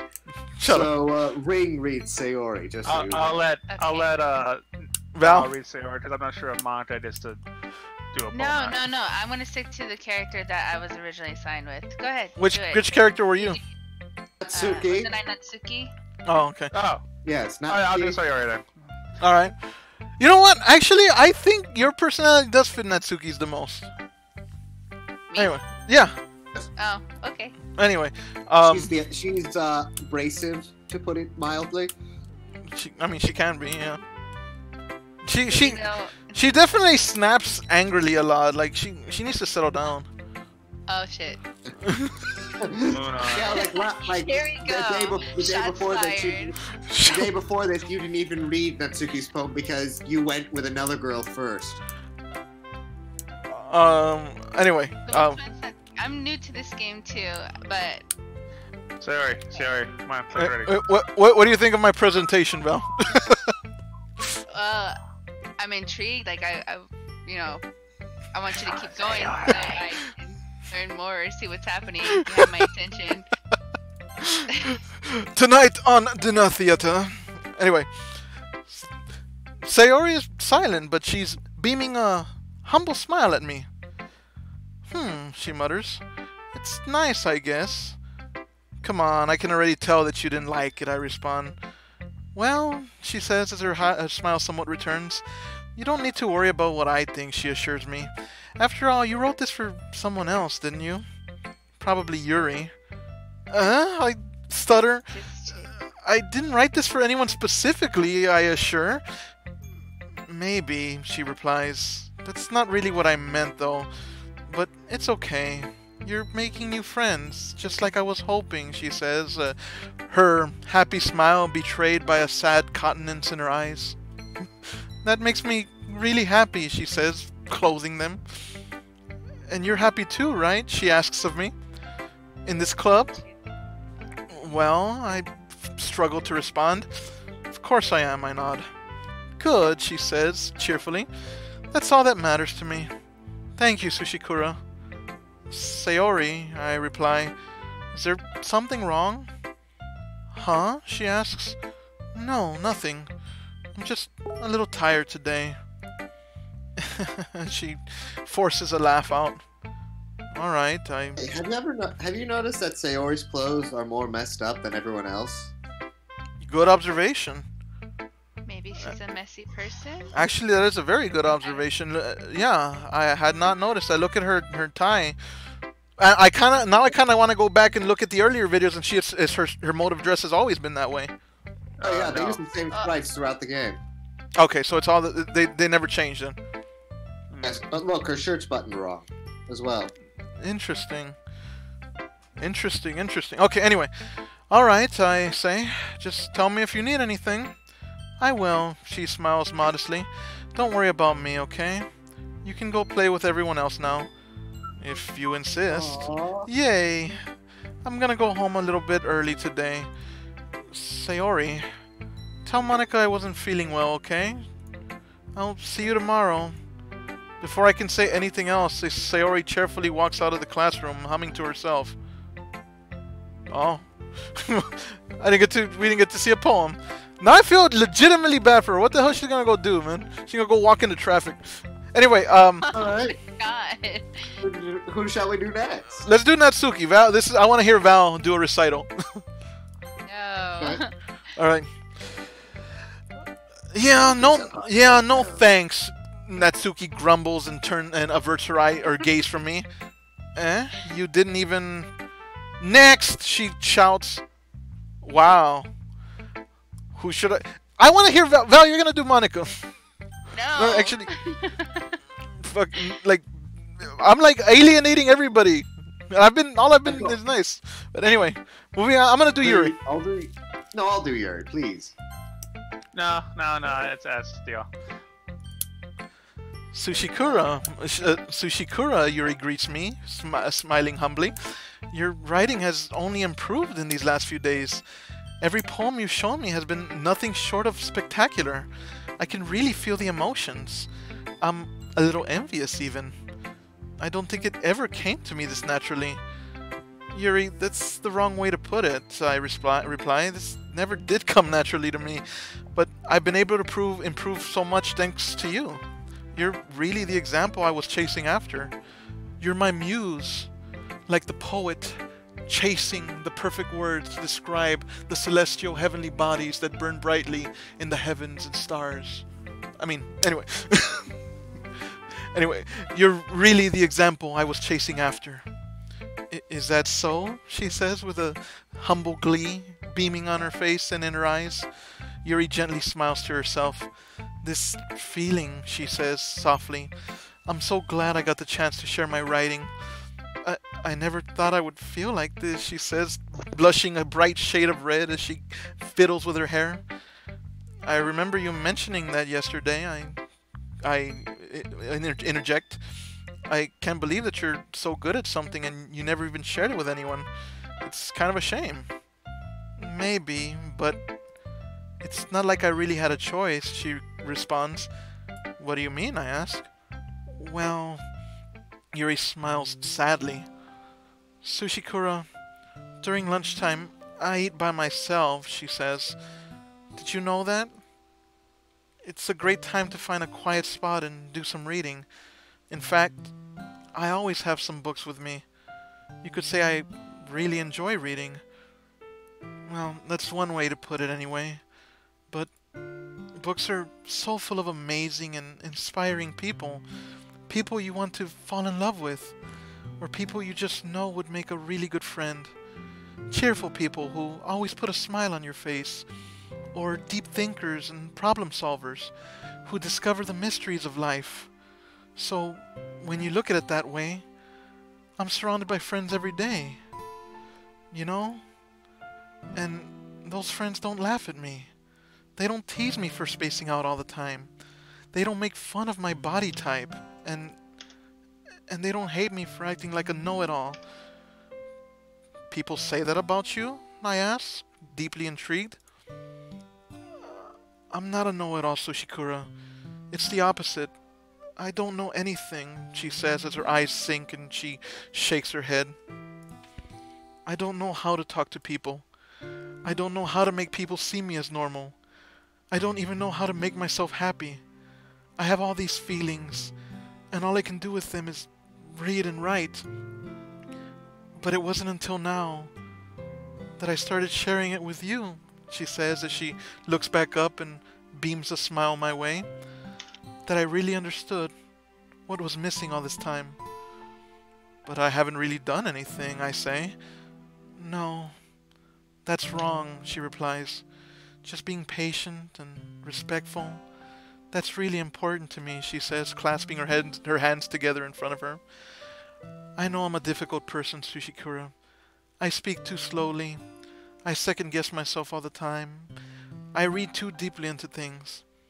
But every time, you've always treated me just like anyone else. It's so rare that I feel comfortable with myself when I talk to others. But that's why every time I talk to you, I just feel really happy. I see, I reply as her smile shines at me. Well, I treat you how you deserve to be treated, Yuri. And if other people don't see it that way, then screw them. I mean, I joined this club hoping I would make friends. And I would say I've had at least one success. Wouldn't you? Yuri turns away, averting her gaze from me once more as she begins to fiddle with her hair.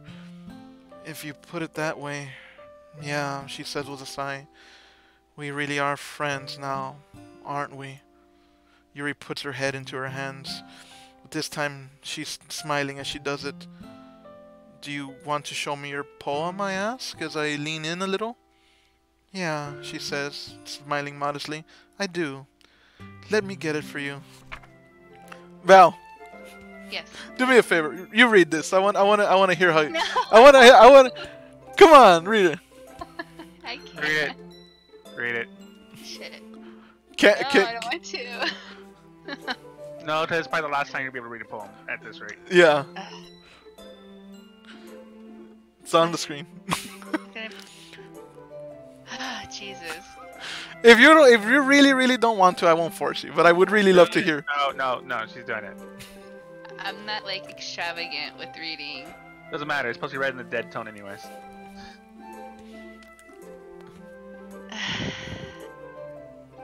No, S. Go ahead. Come on. Fine.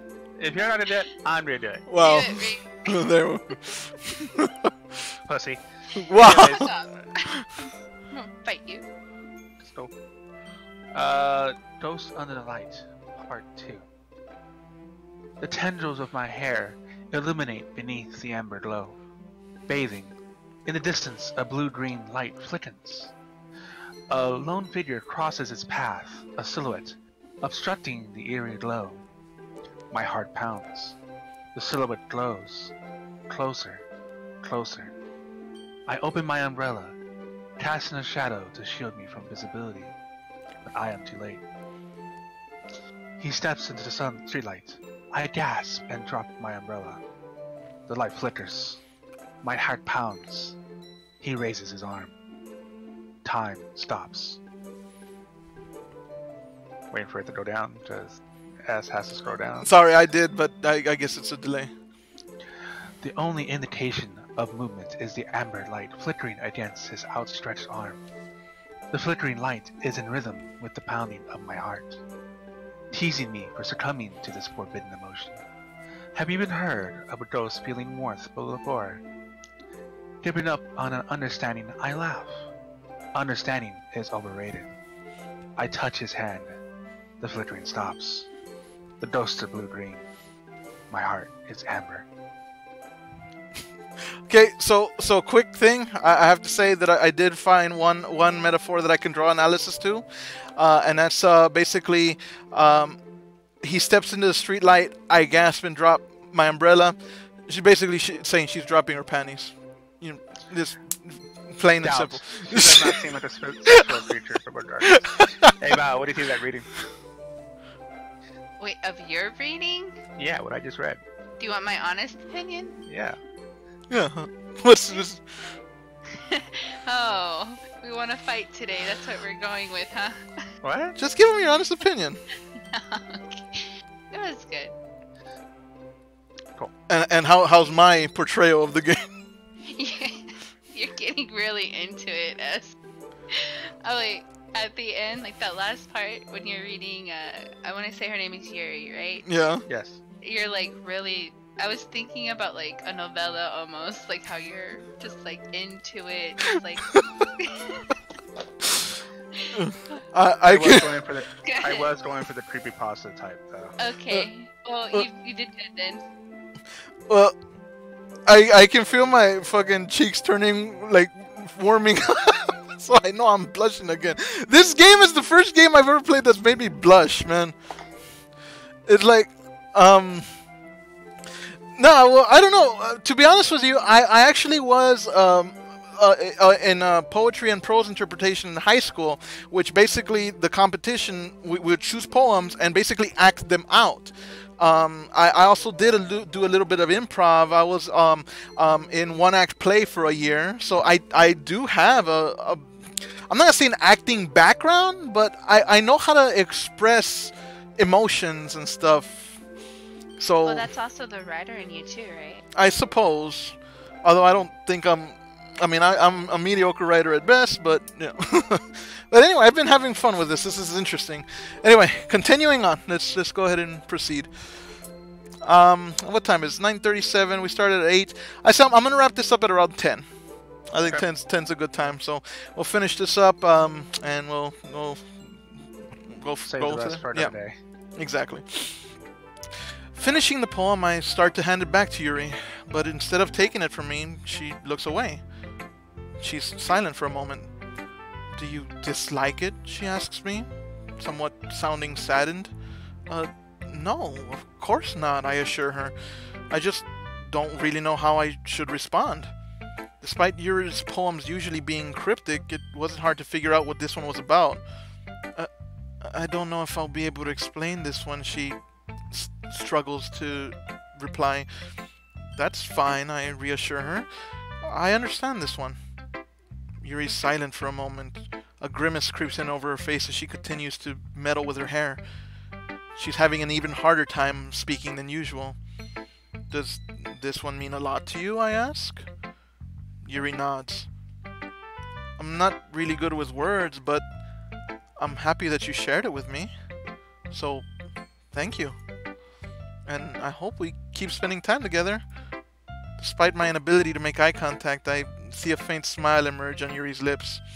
I once again try to hand the poem back to her, but instead, Yuri gently takes my hand and pushes him back towards me.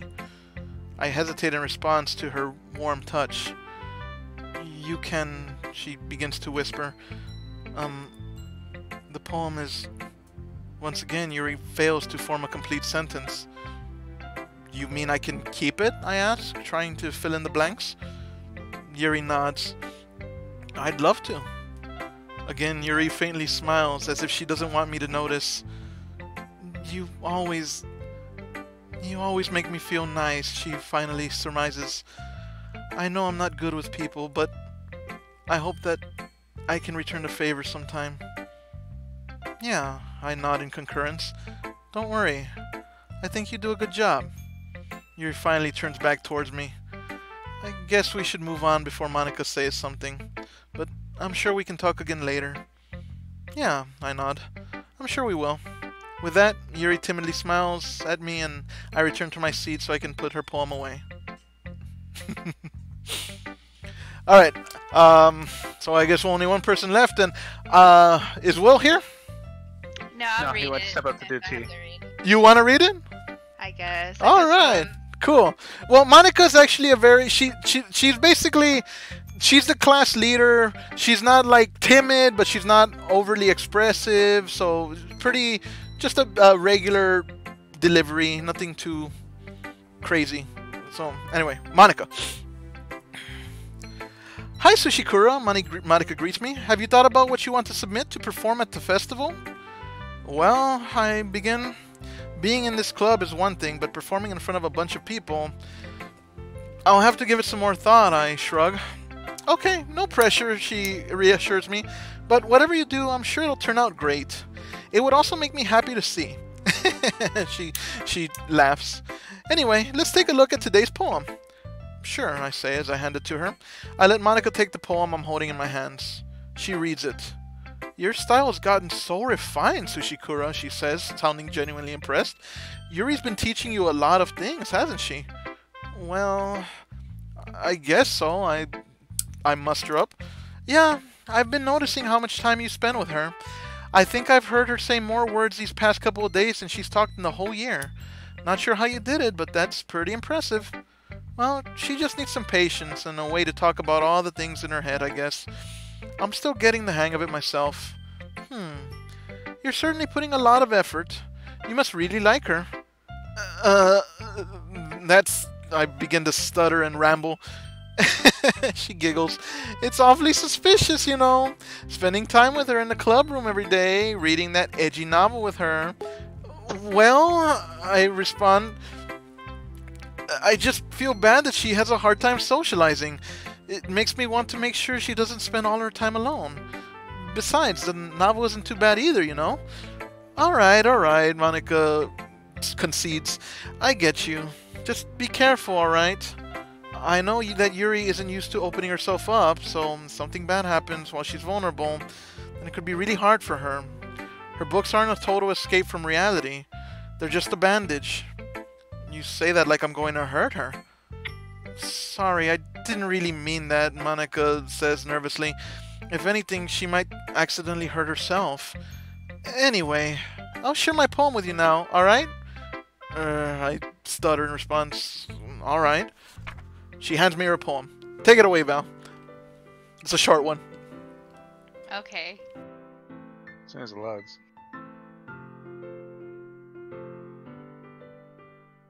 The lady who knows everything. An old tale tells of a lady who wanders earth. The lady who knows everything. A beautiful lady who has found every answer, all meaning, all purpose, and all that was ever sought. And here I am, a feather. There's more. It's longer than I thought. I'm sorry.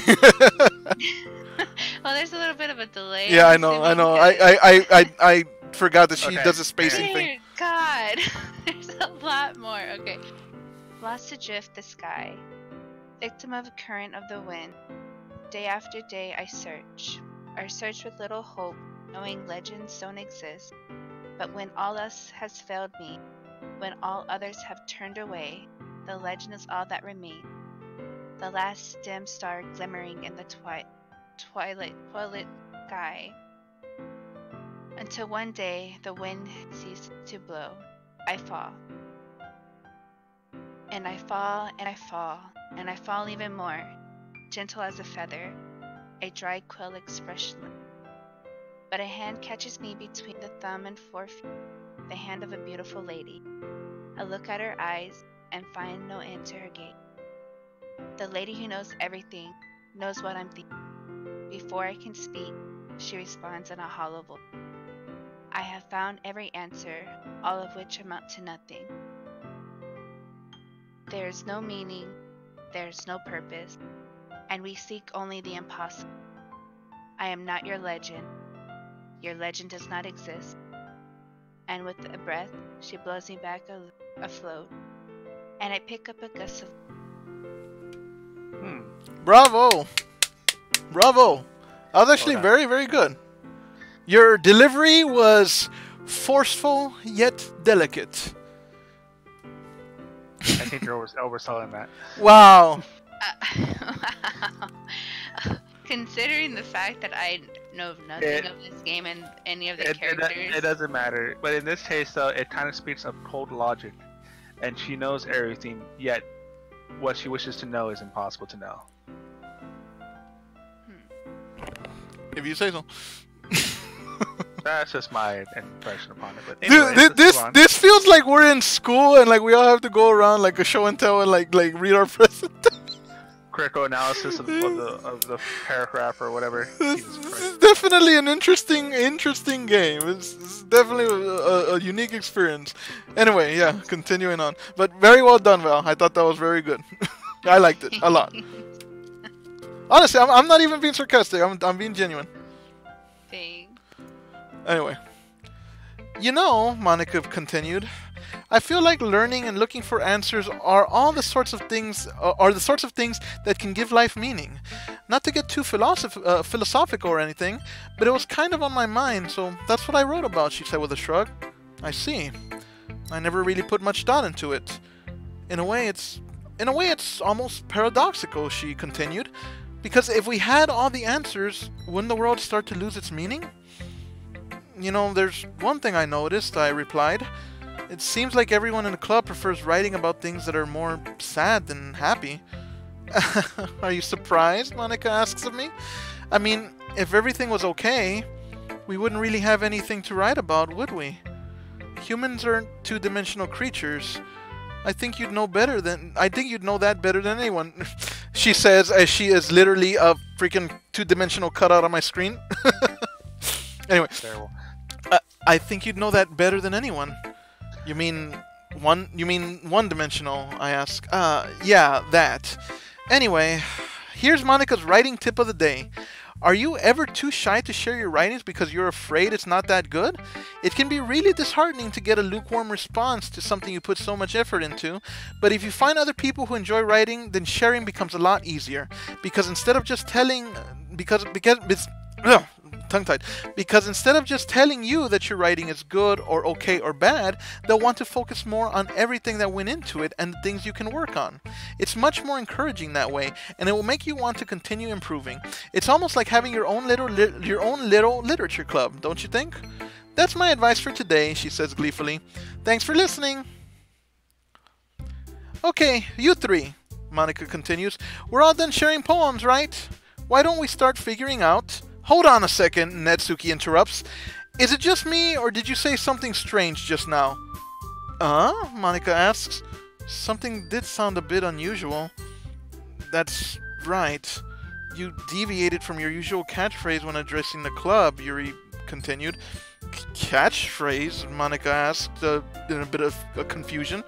I don't have a catchphrase. Jeez, Natsuki grumbled. Why is the mood so weird today? Look, even Yuri isn't immune to it. Yuri muttered in response. Stagnating air is common foreshadowing that something terrible is about to happen, she mutters out. In your books, maybe, I reply. Look, the only thing different is that Sayori isn't here. Ah, Yuri continues. It seems you're right. Monica sighs. Sayori always helps lighten the mood a little bit, doesn't she?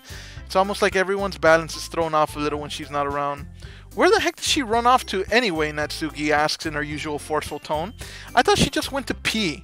Natsuki, please, show some decency, Yuri begs. Oh, come on, Natsuki replies. She actually wasn't feeling too well, I answered, and she went home early. Is that so? Yuri asks with some concern. I hope she's alright. Seriously? Natsuki asks in her usual forceful tone. Of all the times to not go home with her, you pick the time she's not feeling well. So much for you two being all lovey-dovey. No, I reply.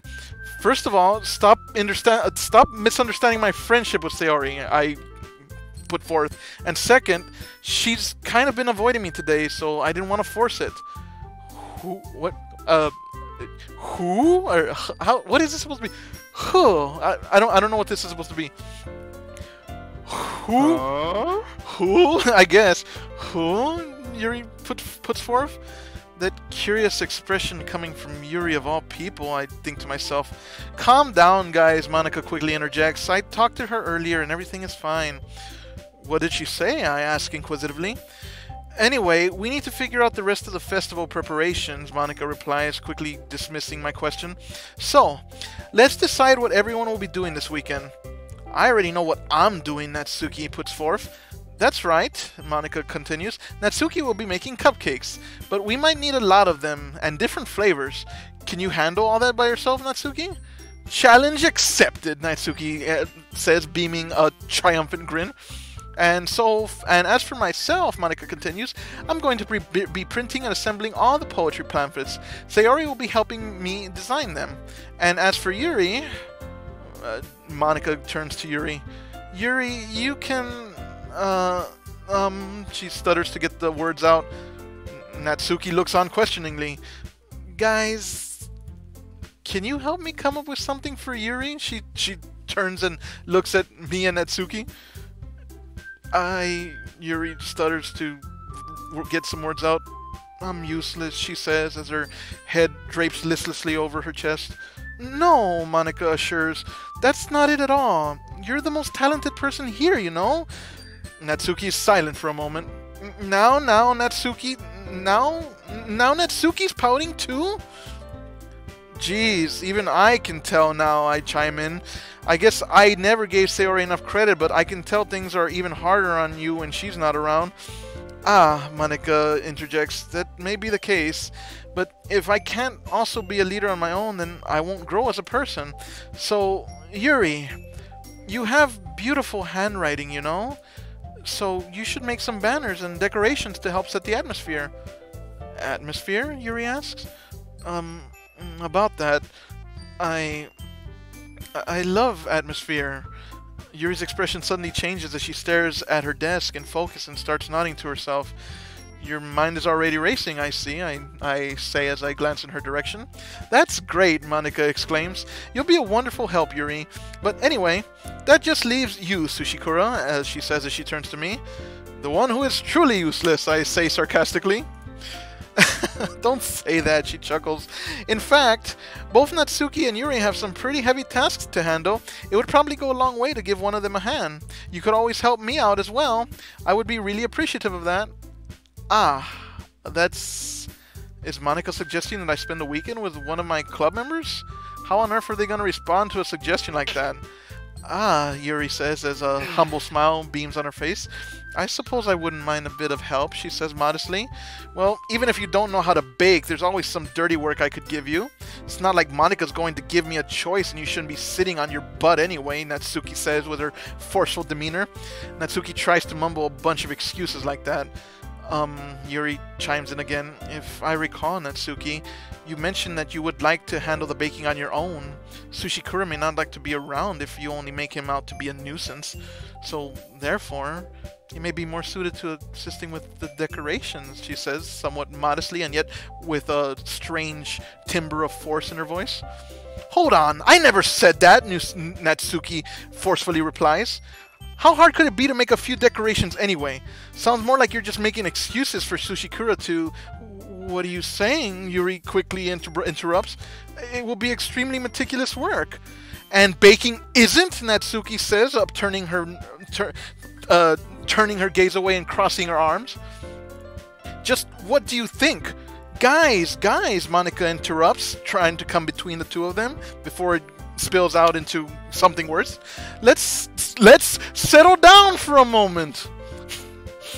Let's settle down for a moment. In the end, I think it's up to Sushikura to decide how he'd like to contribute. Besides, he hasn't really gotten the chance to spend any time with me yet, you know, she says with a bit of a flirtatious wiggle in her... I don't know. She says, leaning towards me somewhat provocatively. So, I'm sure he's interested in... You literally just said, Natsuki interjects again. I'm surprised as well. Sorry, Monica reels back. I was just saying, though. Jeez, Natsuki grouses. Can we just settle this already? Yeah, Monica replies. Sushikura, you're okay with this, right? In the end, it is up to you. Ah, I say as I look on at all three of the girls before me. Of course. Natsuki grumbles. Very well, Yuri adds. In that case, everyone looks straight at me. But of course, I'm going to go with... Now this presents kind of a... What's up? I was looking at some of the chat here. I'm tempted to choose Sayori. I feel like a friend would choose... Well, it's your world. Yeah, so I'm actually trying to weigh this decision. So, if I was put into this situation in real life, would I be so hard up, you know, to basically get laid that I would pursue Yuri, or would I actually try to be there for a friend? What would you do? I see you more as a friend. Like, you would try to support your friend.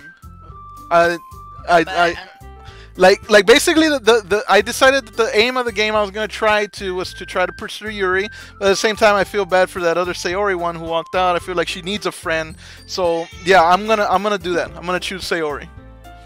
This is okay. Now I'm actually starting to enjoy this game because it's decision making, and it's actually it's making me think critically. So I actually am starting to like this. So I'm gonna choose Sayori. I think I can still kind of double back and try to continue, pursue relationship or whatever, but I'm going to try to be there for this other girl. So let's do that. I continue. If it's going to be anyone, then I prefer helping Sayori.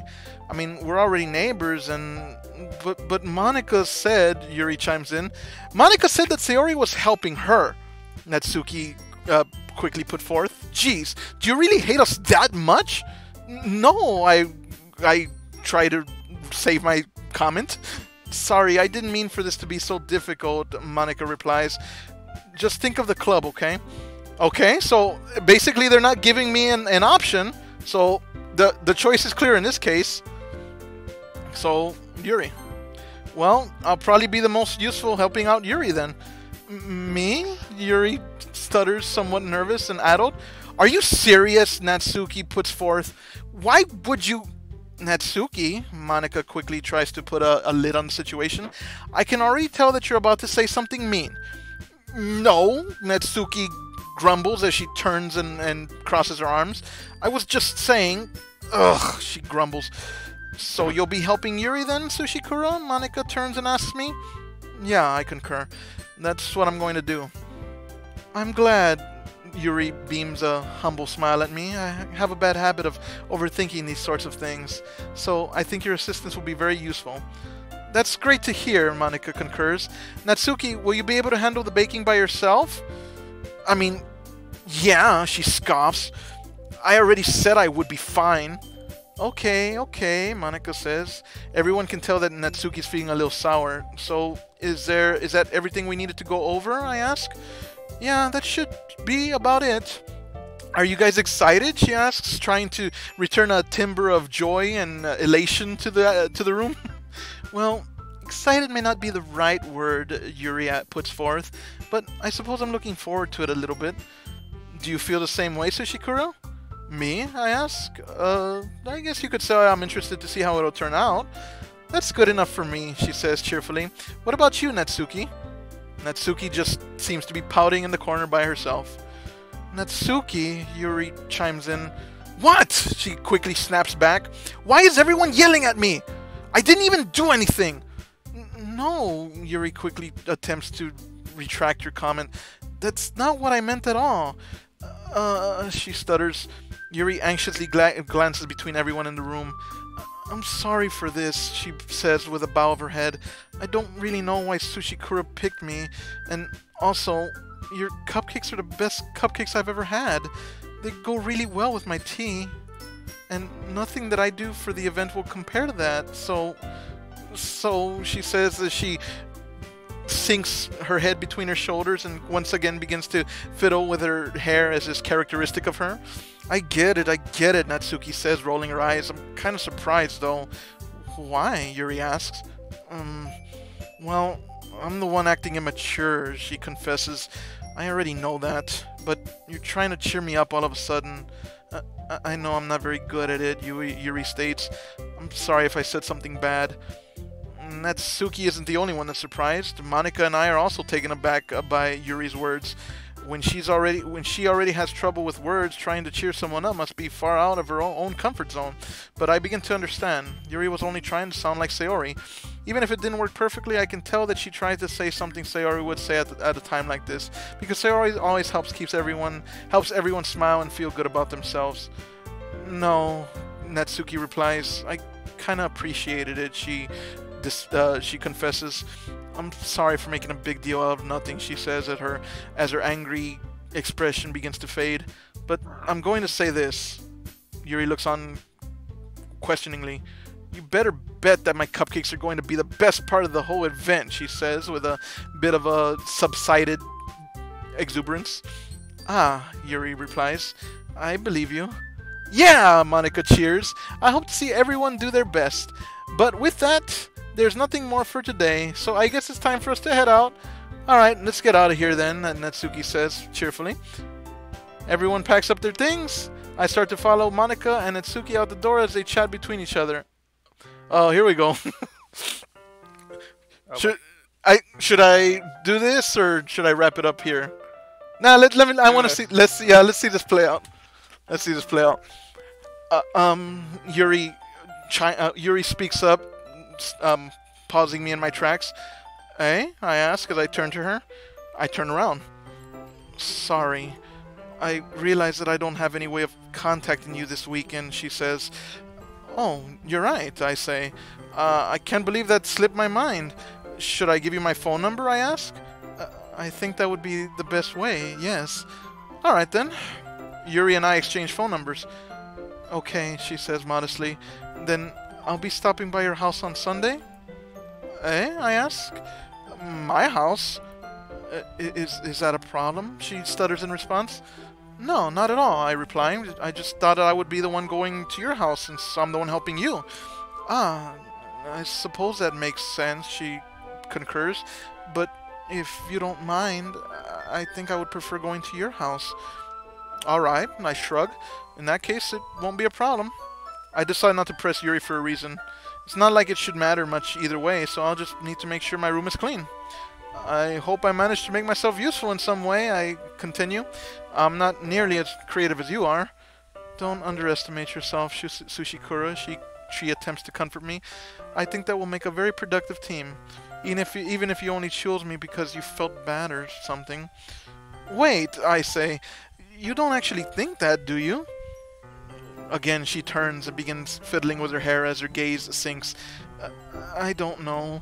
It's difficult to come up with any other reasons you may have chosen me. You're forgetting the... You're forgetting the one reason with the most common sense, I say. I chose to help you because that's what I wanted to do. But she begins to stutter. Yuri thinks to herself when it was an extremely tense expression. Yuri, you're overthinking this, I assure. You wanted me to point out when you're overthinking, right? She creaks a little. I didn't realize. Again, her gaze lowering down to the floor as she twiddles with her hair. I'm telling you, I want to. That's all there is to it. Do you believe me? I ask. Yuri thinks really hard again. She looks straight into my eyes for a long, drawn-out while. I believe you, she says with a sigh, finally closing her eyes and clasping her hands before her. As if it took her tremendous effort, Yuri finally says that and relaxes her expression. And I'm really looking forward to Sunday, she says with a humble smile once again beaming on her face. Yeah, I concur. I am too. After that exchange, I make my way out the door and Yuri follows. Okay, I think this is a good stopping point. How about that? Okay. Yeah. Alright. So, let's go ahead and save it. And we will save on this next empty slot. Alright. Alright, so... Interesting, like I said. Reflections from my first playthrough.